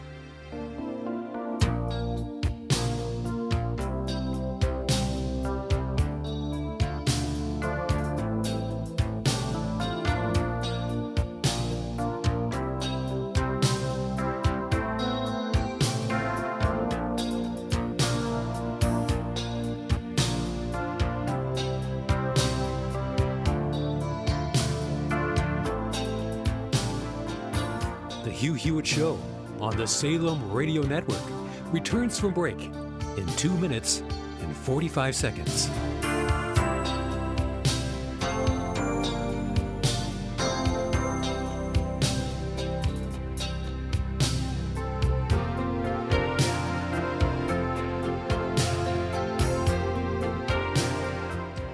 The Hugh Hewitt Show on the Salem Radio Network returns from break in 2 minutes and 15 seconds.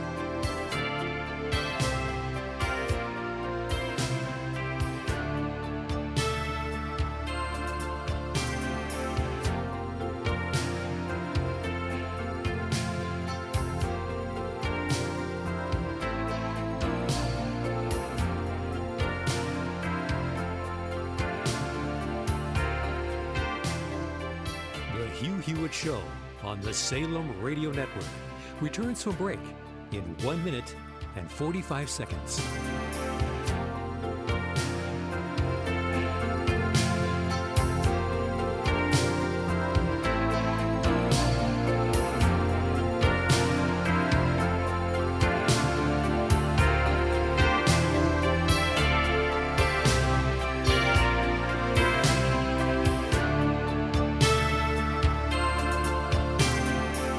The Hugh Hewitt Show on the Salem Radio Network returns from break in 1 minute and 15 seconds.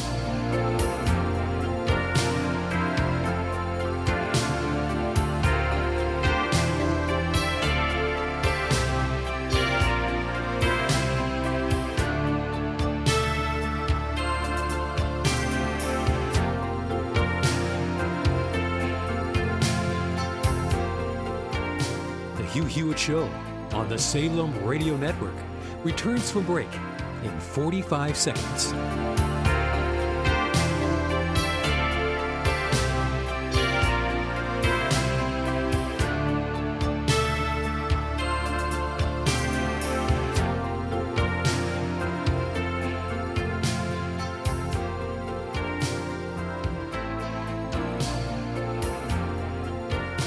The Hugh Hewitt Show on the Salem Radio Network returns from break in 15 seconds.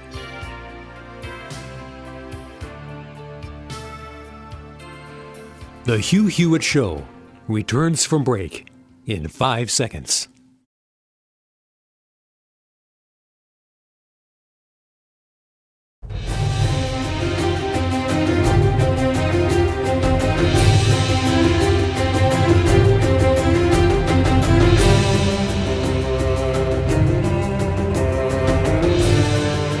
Morning glory, America. Bonjour, hi, Canada. Hugh Hewitt back in the ReliefFactor.com studio inside of the Beltway after managing to get from California to Reagan National without a wallet, no ID, and not a quarter in my backpack. Eliana Johnson, have you ever done that? That was quite the trick yesterday.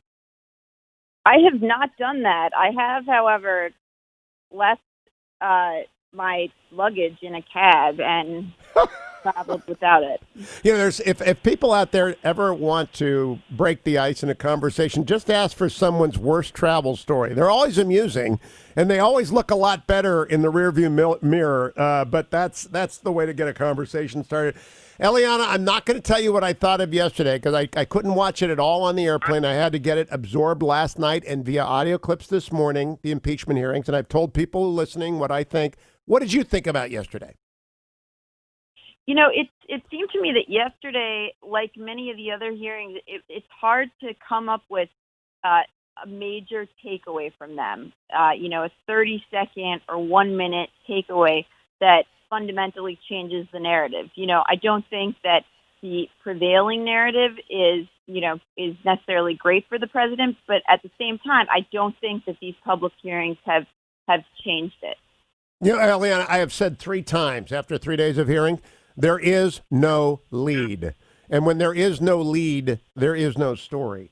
Now, I do believe there was a non-hearing lead on Thursday when the president tweeted at Ambassador Yovanovitch, but that was substituting for a lead out of the hearing. There is no narrative. Let me play for you the single most important moment in my view. Again, I only got clips from Dwayne, and I've listened to them all, and I read all the accounts in the Wall Street Journal, Washington Post, New York Times.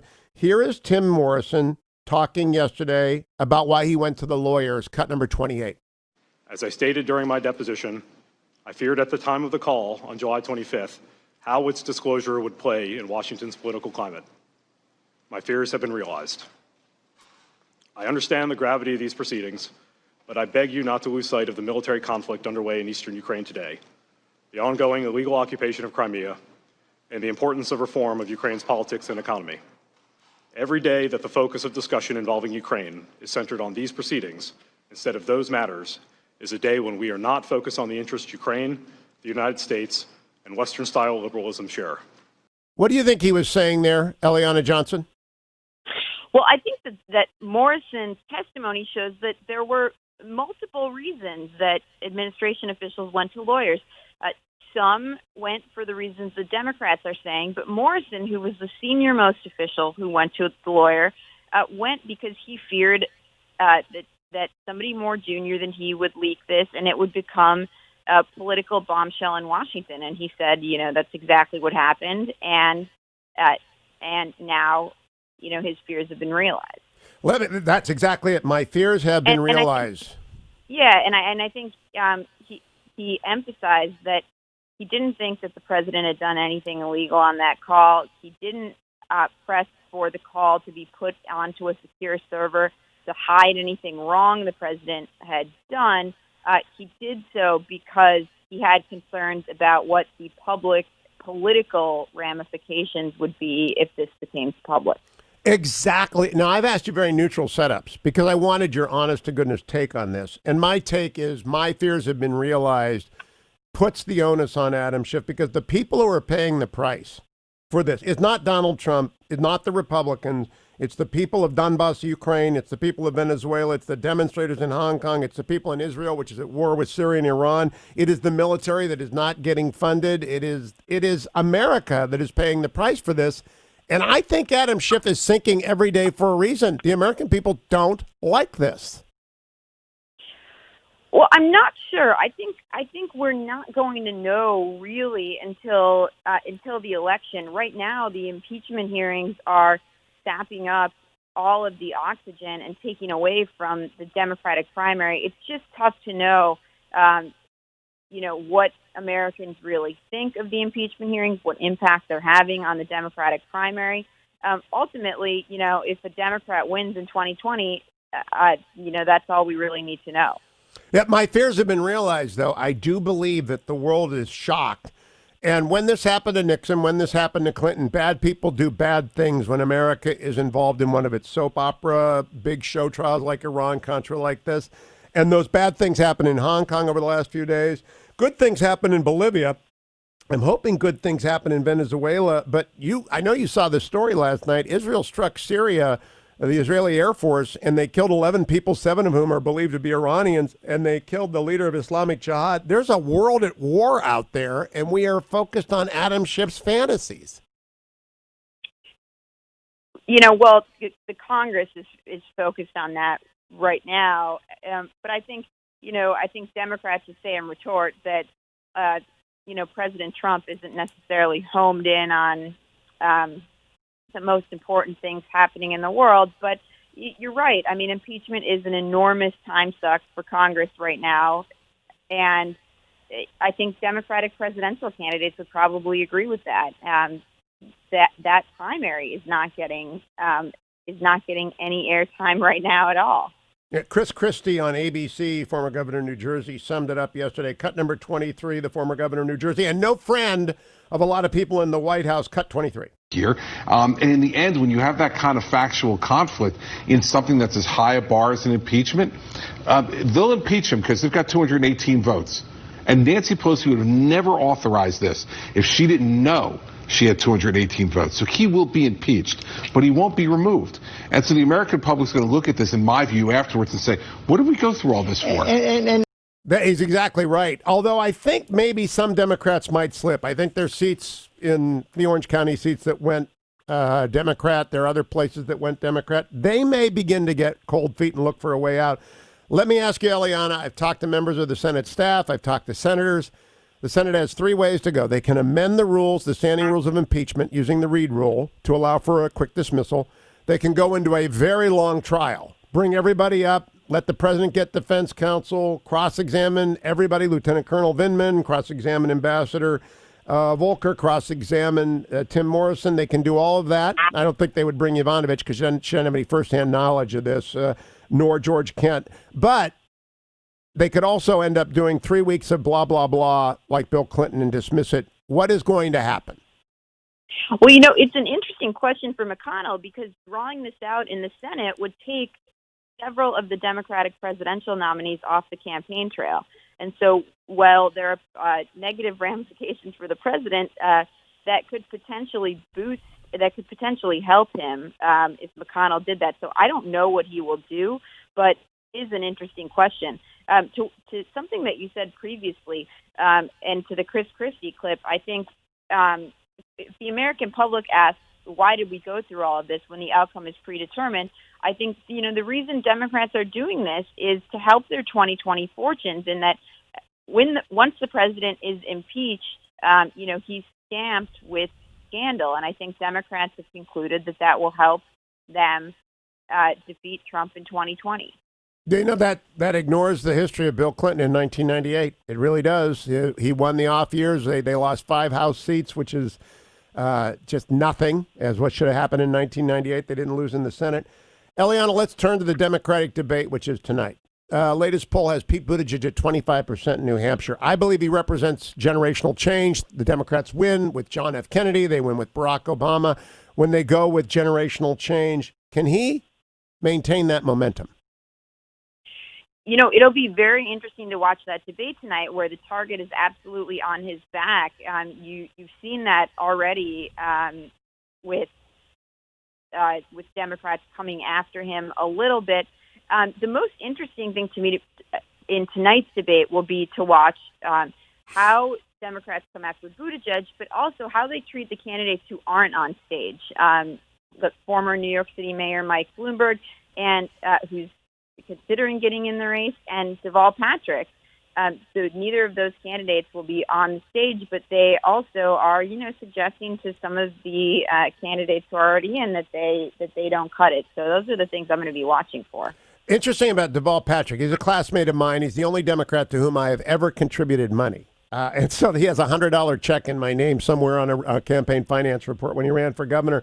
He's center-left. He's serious, former United States attorney. His old advisor is David Axelrod, who I have to think is whispering in his ear, even if he's not officially, and I know he's not officially on the payroll. What do you think of Deval? It's tough for me to imagine that anybody who gets in this late is going to succeed. But I don't have I really don't have strong opinions. And I would like to see how he fares in the current field, but it seems very early. A Deval Patrick, Pete Buttigieg ticket would be a lot for President Trump to worry about. Don't go any. Thank you, Eliana Johnson. Follow her at Eliana Y. Johnson on Twitter. Follow me to the next segment of today's Hugh Hewitt Show. Portions of The Hugh Hewitt Show are brought to you in part by A Beautiful Day in the Neighborhood, the movie in theaters November 22nd.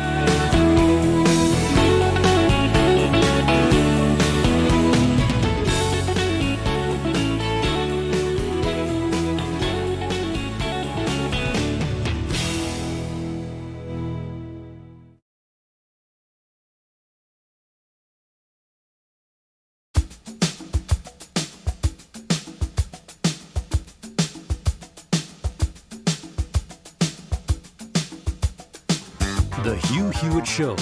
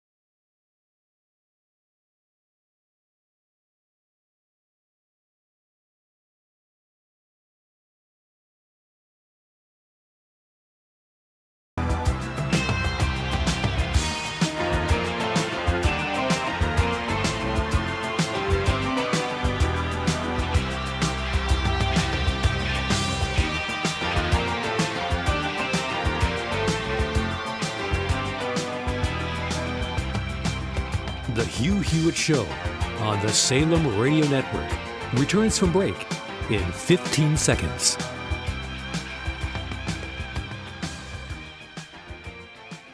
The Hugh Hewitt Show returns from break in 5 seconds.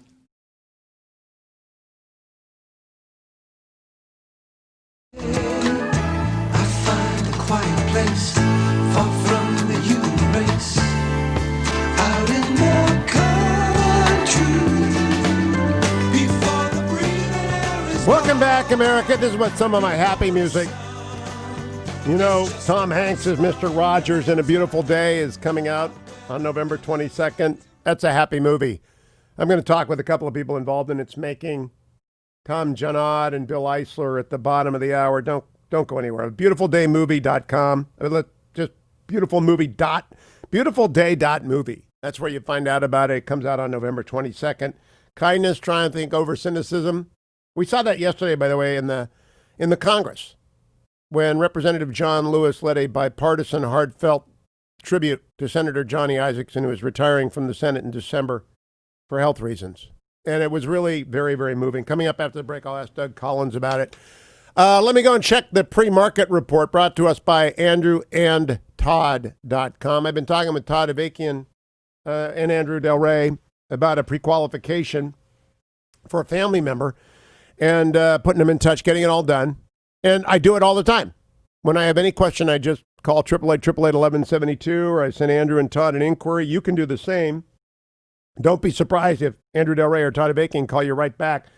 The people that they have dealt with, they always send me emails about how wonderful these two guys are, and their entire team at AndrewandTodd.com. They're just wonderful human beings, and they're honest and trustworthy, and they'll give you the best deal they can find, and they will do right by you. You don't have to worry about, some call center. You don't have to worry about a boiler room. Andrew Del Rey and Todd Avakian are good people, and you can trust them to give you good, solid advice about your biggest investment in your home, whether you ought to refinance it. Maybe you need to get cash out to consolidate debt. Lots of you are, because the interest rates are so low.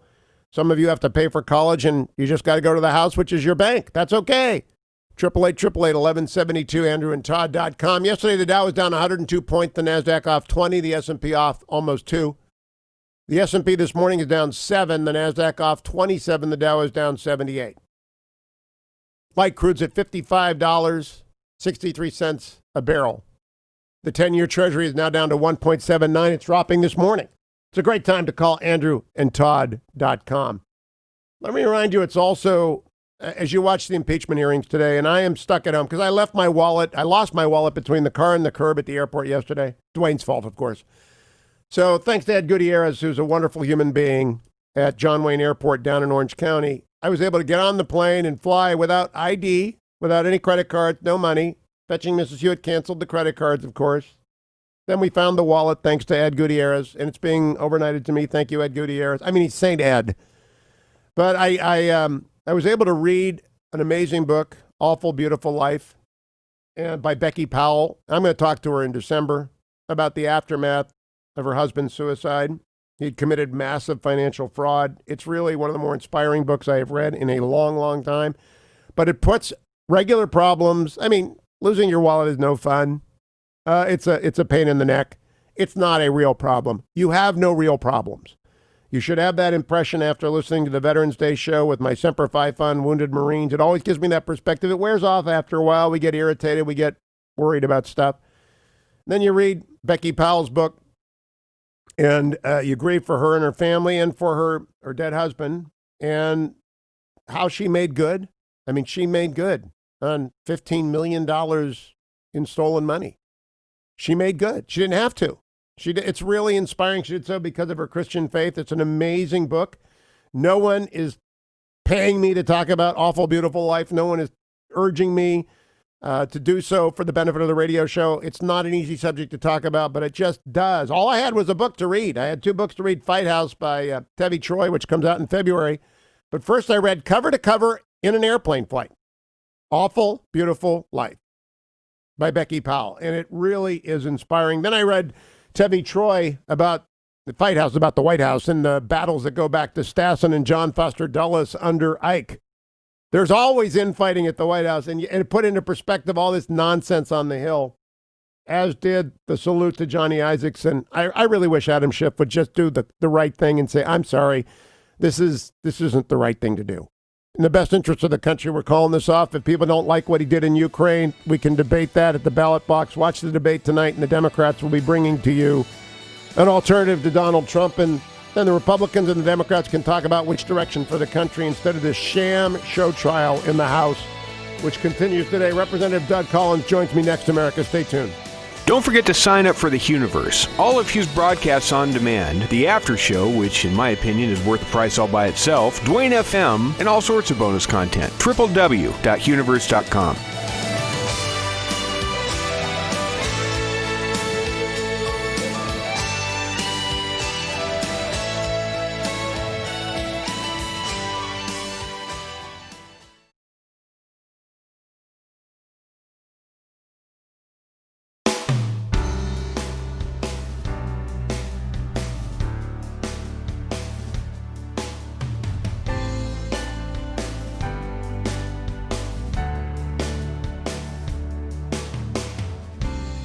The Hugh Hewitt Show on the Salem Radio Network returns from break in 5 minutes and 15 seconds.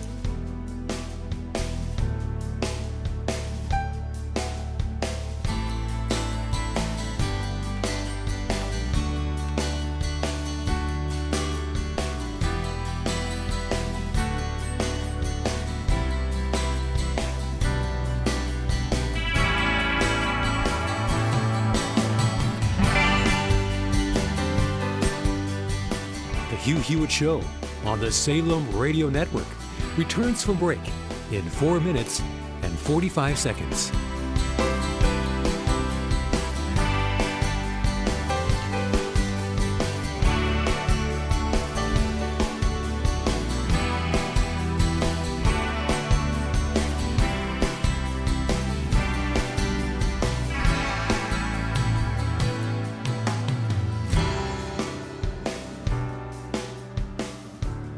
The Hugh Hewitt Show on the Salem Radio Network returns from break in 4 minutes and 15 seconds.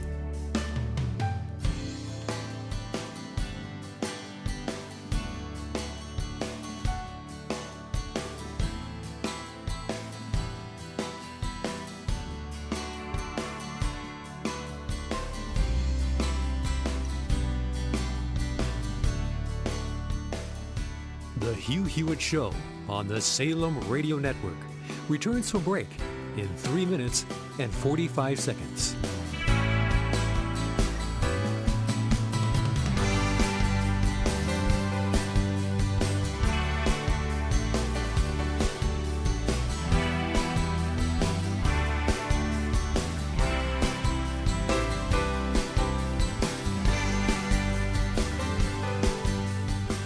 The Hugh Hewitt Show on the Salem Radio Network returns from break in 3 minutes and 15 seconds.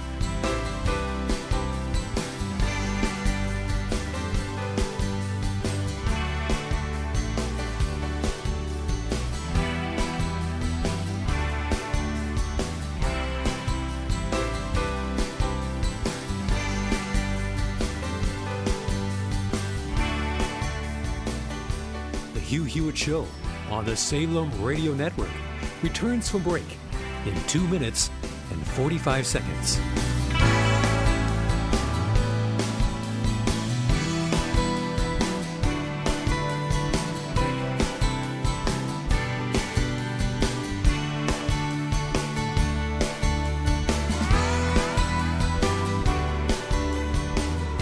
The Hugh Hewitt Show on the Salem Radio Network returns from break in 2 minutes and 15 seconds.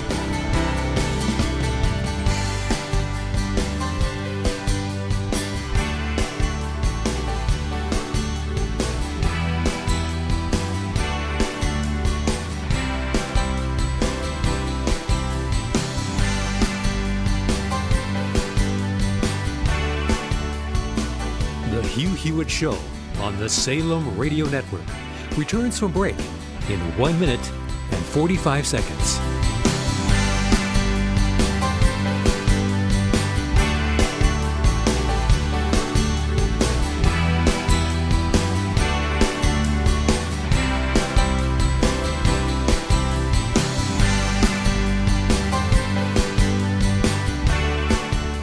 The Hugh Hewitt Show on the Salem Radio Network returns from break in 1 minute and 15 seconds.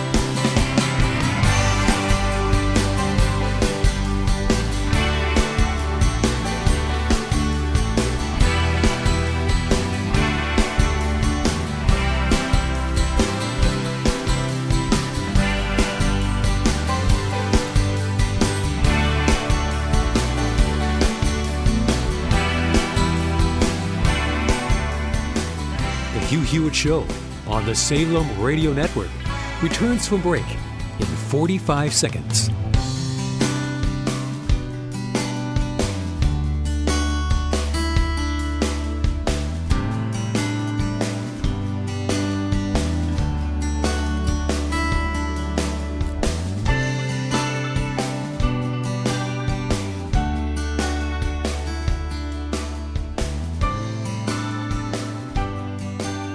The Hugh Hewitt Show on the Salem Radio Network returns from break in 15 seconds.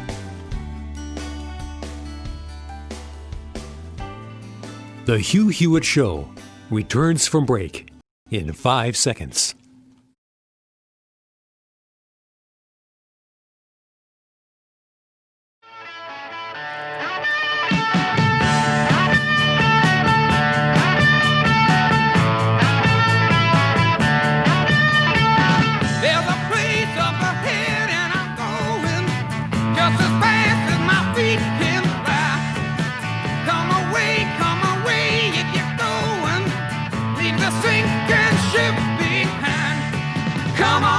Welcome back, America. I'm Hugh Hewitt, the ReliefFactor.com studio.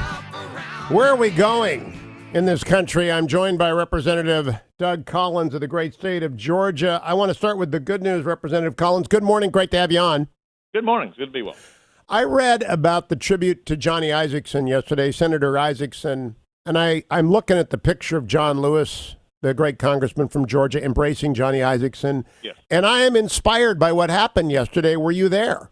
I was about 20 feet away, and it was a time when the Georgia delegation had gotten together to honor Johnny, and John Lewis came down and gave a very emotional, stirring tribute to Johnny, and Johnny and him go way back 30-plus more years.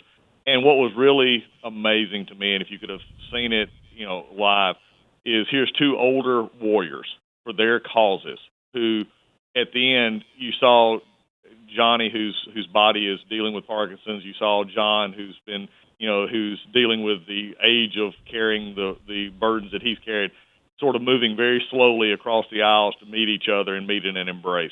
If that's not what America is about, I'm not sure what. If you don't get a tear in your eye, or at least emotion driven there, then move somewhere else. Don't blur America. That is what America looks like.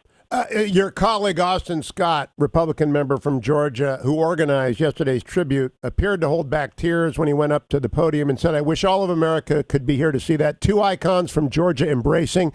What a wonderful sight that I think is representative of days past and the days to come and how we should work together. Thank you both so much. Is there a chance we can get back to that, Congressman Collins? I'm hopeful. I am very hopeful. As you know, if you've watched my career at all, that was one of the things I said to Johnny yesterday. He inspired me. He made a comment one time, is why come to Washington and not do anything? So for me, it's been work on, bills like that were authored, that I authored, like criminal justice reform, Music Modernization Act, the Cloud Act, dealing with data privacy. We got all that done, and we did it with bipartisan help. In fact, Hakeem Jefferson and I, we were putting out some major piece of legislation that the president signed, and it was good for our country. We can get back there if we'll get off of the craziness that we're in right now. And it's possible. There's still behind-the-scenes discussions that I'm having all the time. But it goes back to ending at the end of the day is who we're up here for, and that is the people we represent. And I think it's going to take a while. We always have these seasons. There's ups and downs, but I think it will come back. And for those of us who are fighting for it, I think we'll see it. Now, step number one would require Adam Schiff to really do some soul-searching and realize this is very destructive, what he has launched here.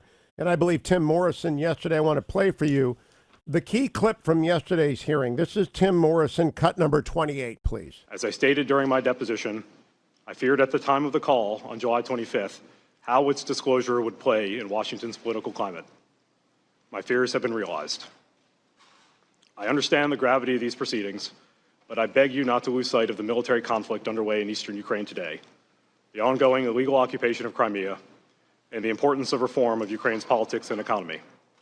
Every day that the focus of discussion involving Ukraine is centered on these proceedings instead of those matters is a day when we are not focused on the interests Ukraine, the United States, and Western-style liberalism share. Congressman Collins, let me expand on that. Every day that Adam Schiff runs up the tab, the people who are going to pay that are the people of Ukraine, Venezuela, Hong Kong, Israel, our military that hasn't gotten an appropriation or anything other than a continuing resolution or a pay. Do not they realize what they are doing? I wish I could say that all of them do. Some of them do not. They have so focused, and so this is something to realize, and this is the sad reality, that this Speaker Pelosi is and I'll just give her credit, she's an excellent politician. She's an excellent tactician. She's proven that before, but she's also willing to do something that most leaders are not.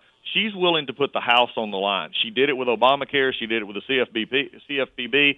She did it in 10 when she said, I am ideologically bent. This is what I want to see, and if it costs me the House, fine. She has now done the same thing with impeachment because she is so invested in, I believe, in the presidential election of next year that she's willingly put the House on the line. And you know how I know this is not necessarily these impeachment hearings. It's exactly what you just said. We're running on CRs. Did you know really? And I had asked a member of the Appropriations Committee the other day. I said, when did y'all meet? To discuss fixing the CR or anything. And the person told me we had not met as a committee since June. That should shock everybody in this country that we have been dealing with appropriations and funding of government. And the Appropriations Committee, Nita Lowey, who's the chairman, has not even called her committee together. This is being decided at the highest level. So don't blame committee members. Blame the Speaker and the leadership of the Democratic Party and others who are not getting input. So this week we're passing a CR to push it down the line 30 days. And it's just, this is what's not getting done. And in my committee in Judiciary, we've not done anything all year. And all of a sudden we figured out that we actually have to pass things dealing with things that are expiring at the end of the year. We've not done any of this so far. So this is who's dying. Not only the folks that you talked about around the world, where we're not focusing on being the bright, shining light that we are, but we're not even taking care of the stuff here at home.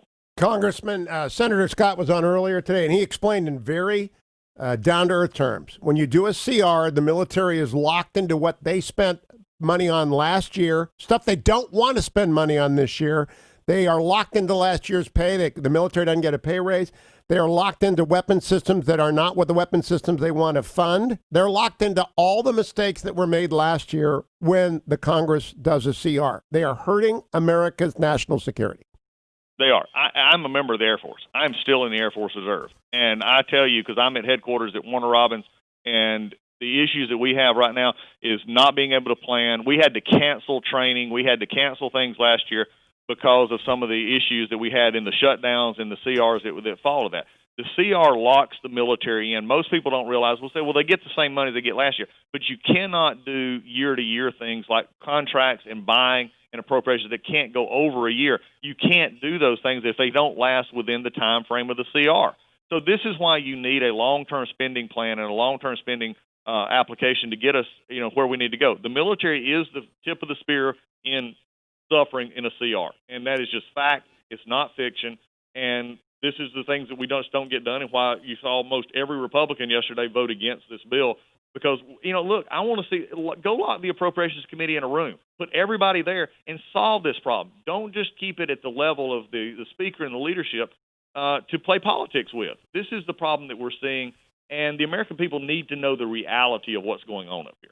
Now, Congressman Collins, I don't want to embarrass you, but there is going to be a new senator from Georgia, and Governor Kemp has to decide between a lot of qualified people, Jan Jones and Jackie Gingrich Cushman. We've got the names Crittenden, Poole, Loeffler, a lot of great people. You're in that mix. And I am of the opinion that the best interest of the country is to take a congressman steeped in impeachment and send them to the Senate where that knowledge will help, because we're going to have an impeachment. I believe that the partisan Democrats are locked into it, and we need someone in the Senate who actually knows the details here. Are you fully prepared to defend the president in the Senate if that happens? Fully prepared, just as we're going to be in December when it comes back to Judiciary for their final gasp of bringing the articles of impeachment to the floor. We've been engaged in this from day one. There's been no one that has fought, frankly, in the Judiciary Committee or others, is hard for this president and for the attacks that have been on him for the last 3 years. we're fully capable of not only defending the president once it gets to impeachment in the Senate, but here's the better off. We're able to actually begin to work on actual legislation. We're not going to have, basically a learning curve to say, well, how do I go to the Senate and how do I deal with people and how do I deal with legislation? We're ready to continue that right now. That's just what we bring to the table. We also have known Georgia. It's my home for all my life. So that's where we're just saying that that's why we put in our application for it. We believe that we have, with the identification that we have with voters across the state, that we can not only do the job of defending the president, working through impeachment, because there's no books I have to learn on this. I've lived it. But also knowing that there's things that we can do for the state in legislative, which is it's often missed in this, not just the electoral process, but you have to legislate. You're going to be a senator on January 3rd. You've got to be able to take that from day one. We feel like we're the best to offer that. I have stayed out of this, but now I am convinced that with the prospect of a long trial in the Senate in the offing, that the country is best served if Governor Kemp puts Doug Collins into the Senate. And I mean, no disrespect to the other people who want to be senator. Everyone wants to be senator except me. I don't ever want to go up there, and that drives me crazy. But I do look at this and I think to myself, if we go to a long trial, we need someone who knows every name and not confuse the jobs, not confuse the chain of command, not confuse the changing allegations. I mean, my goodness, it went from quid pro quo to extortion to bribery in a week. It's tough to keep up with this stuff. Well, it is, especially when you're poll testing it. That's the sad part about this thing. The Democrats are trying so desperately. It's not been effective like they thought it was going to be effective. So they're actually out there poll testing. The Washington Post, run the article in it, and nobody's denied it. They poll tested what actually works right. Look, if you're actually impeaching a president, you ought to have the ability to actually say what it is, why it is, and what you're wanting to do. They're just, look, this has been since November 2016. This came on a cold night in Brooklyn where they were crying because Hillary Clinton didn't win. They've tried this from day one. I've been a part of this from day one. We've got to fight back on this, and we have to fight back with truth. We have to fight back with the honesty, and then also tell what the American people what we're missing because of this charade that we're doing. And Congressman Collins, have you had this conversation with Governor Kemp about why, no matter how many great candidates there are in Georgia, there's only one who's been ranking member on Judiciary who can go and serve this post in the Senate the way it needs to be served? Well, at this time, I would assume that the governor will get with me. He's not got with me at this point, so we'll see if he chooses to. Okay, last question.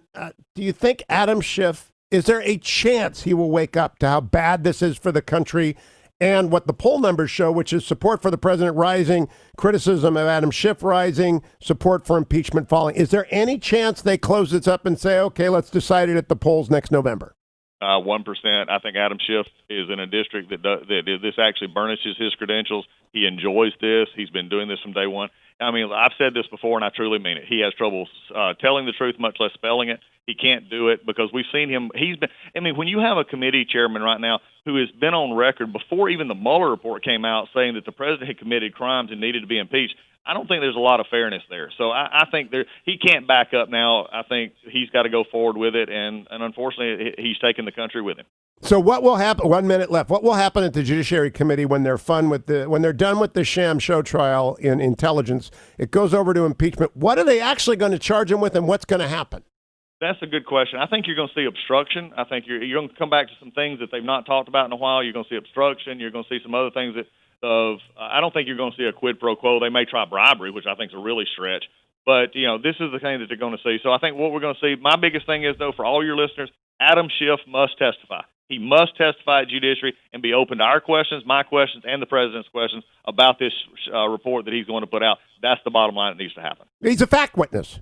He is. He's a fact witness in this whole thing. And if he doesn't testify, then they've just shown that they have no interest in fairness at all. Congressman Doug Collins, thank you. Look forward to talking to you as this goes forward. I hope Governor Kemp is listening on his drive to work this morning. Thank you, Congressman.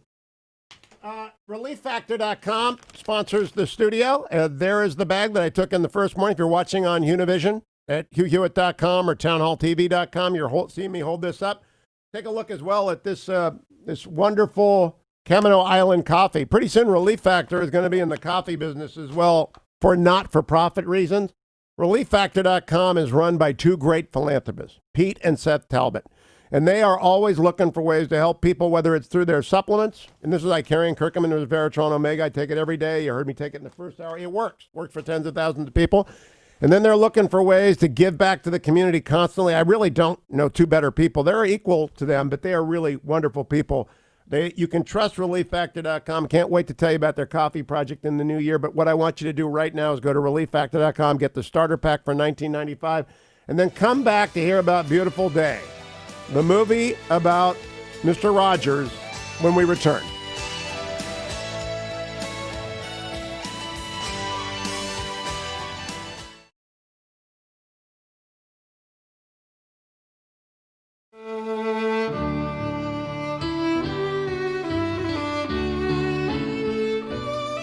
The Hugh Hewitt Show on the Salem Radio Network returns from break in 3 minutes and 15 seconds.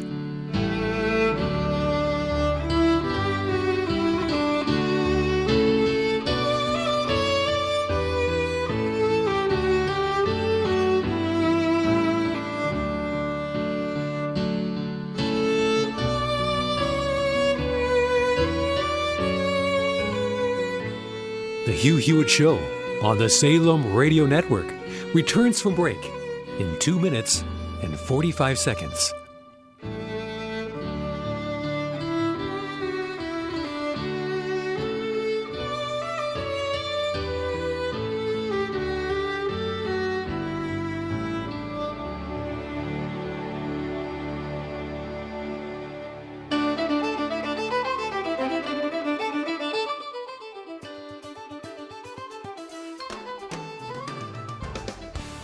Hugh Hewitt Show on the Salem Radio Network returns from break in 2 minutes and 15 seconds.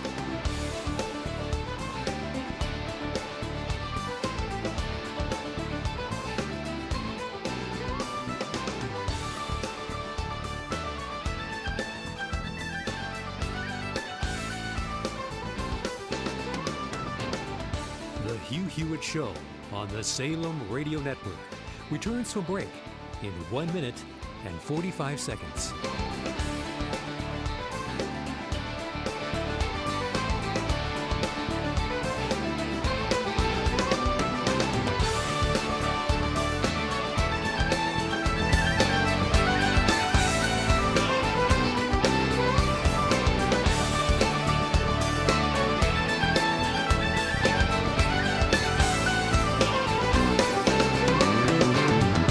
The Hugh Hewitt Show on the Salem Radio Network returns from break in 1 minute and 15 seconds.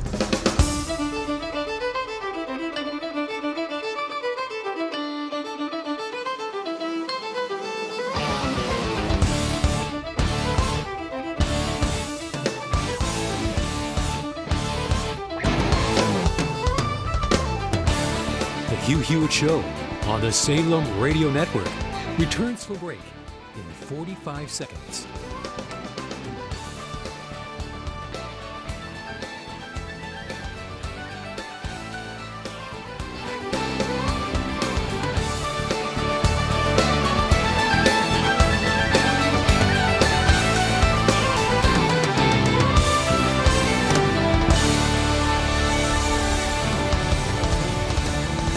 The Hugh Hewitt Show on the Salem Radio Network returns from break in 15 seconds.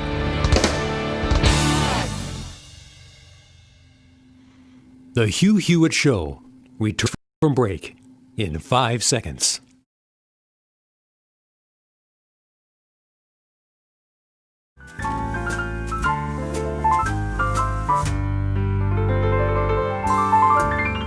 It's a beautiful day in this neighborhood, a beautiful day for a neighbor. Would you be mine? Could you be mine? It's a neighborly Welcome day back, America. I'm Hugh Hewitt. You know that song. Everybody in America knows that song, A Beautiful Day in the Neighborhood, sung by Fred Rogers. The movie based on Fred Rogers' life is coming out November 22nd. It's going to be terrific. I mean, Tom Hanks is Fred Rogers. How can you go wrong? Joining me to talk about it is Tom Junod, who is the author of the Esquire profile of Fred Rogers that really inspired this movie, and the longtime right arm of Mr. Rogers, Bill Eisler. Good morning, gentlemen. Welcome. Tom, let me start with you. When you set out to write the Esquire profile 2 decades ago, what did you think you were going to find in Pittsburgh? I didn't really know. I didn't know Fred all that well. I didn't grow up with him. I was a little bit old. I was a little bit at that when Fred became sort of a national icon. I was just at the age when I sort of looked askance at a guy. I was 12 years old. I was 13 years old. I looked askance at a guy like Fred, and then the 70s happened, and I watched Eddie Murphy on Saturday Night Live, and I really had no idea who Fred was, except that he was going to be nice. That's pretty much what I thought when I went in, and of course I found out something that he was not only nice but kind, and there's a difference between those two things.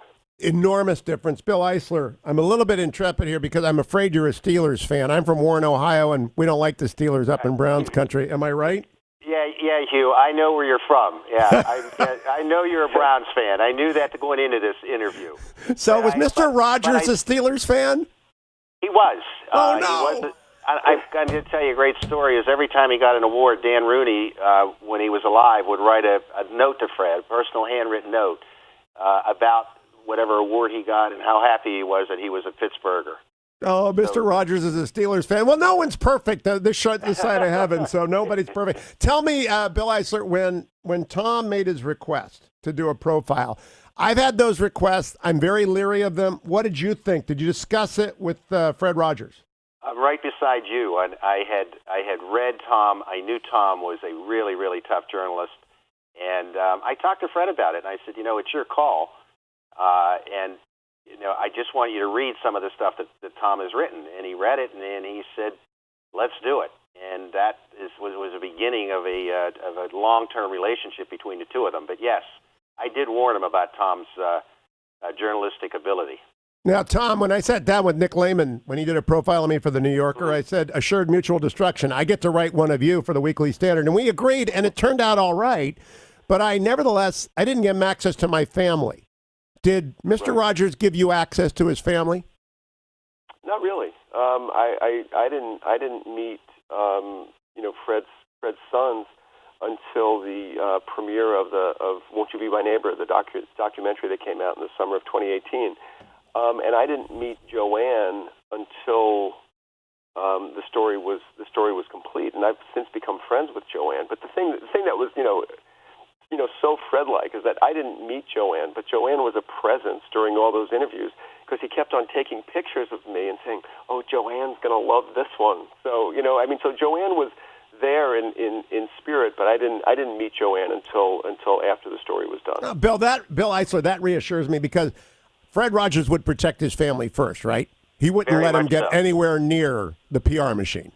Very much so. I mean, he felt that the program was his program and it was about children, and he did not want his family to be exposed. Now tell me about the movie, because you, above all other people, will be able to vouch for how correctly Tom Hanks gets. Is it 100%? Is it 98%? How does he get Fred Rogers? Hugh, it is amazing. I want to speak for Joanne Rogers, who was Fred's wife for over 50 years. It was eerie when Tom first came through that door singing. He got it as close to Fred as you could get. Mariel Heller, who was the director, really slowed him down. And Tom Hanks literally got Fred to a T. I mean, he slowed down, he responded, he thought, he paused. He really captured Fred it's brilliant. I mean, it is really a brilliant portrayal of Fred Rogers. Let me each get one sentence from you before we run out of time. Tom Junod, you knew him from your writing, and Bill Eisler, you know him from working with him every day. What is the essence of Fred Rogers, Tom? Fred is a man he was a kind man who worked at kindness. He was a good man who worked at goodness. He practiced those things the way he practiced it at the piano. It was a daily pursuit. It was a daily discipline. I mean, I know that Fred prayed for me by name, and I know that I was one of hundreds that he prayed for. Bill Eisler, last 30 seconds to you.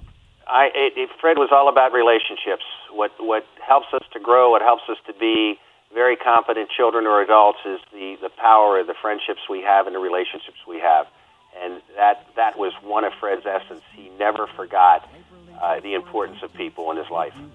Thank you both for, I'm really setting the table for what will be a wonderful Thanksgiving weekend movie. A Beautiful Day movie.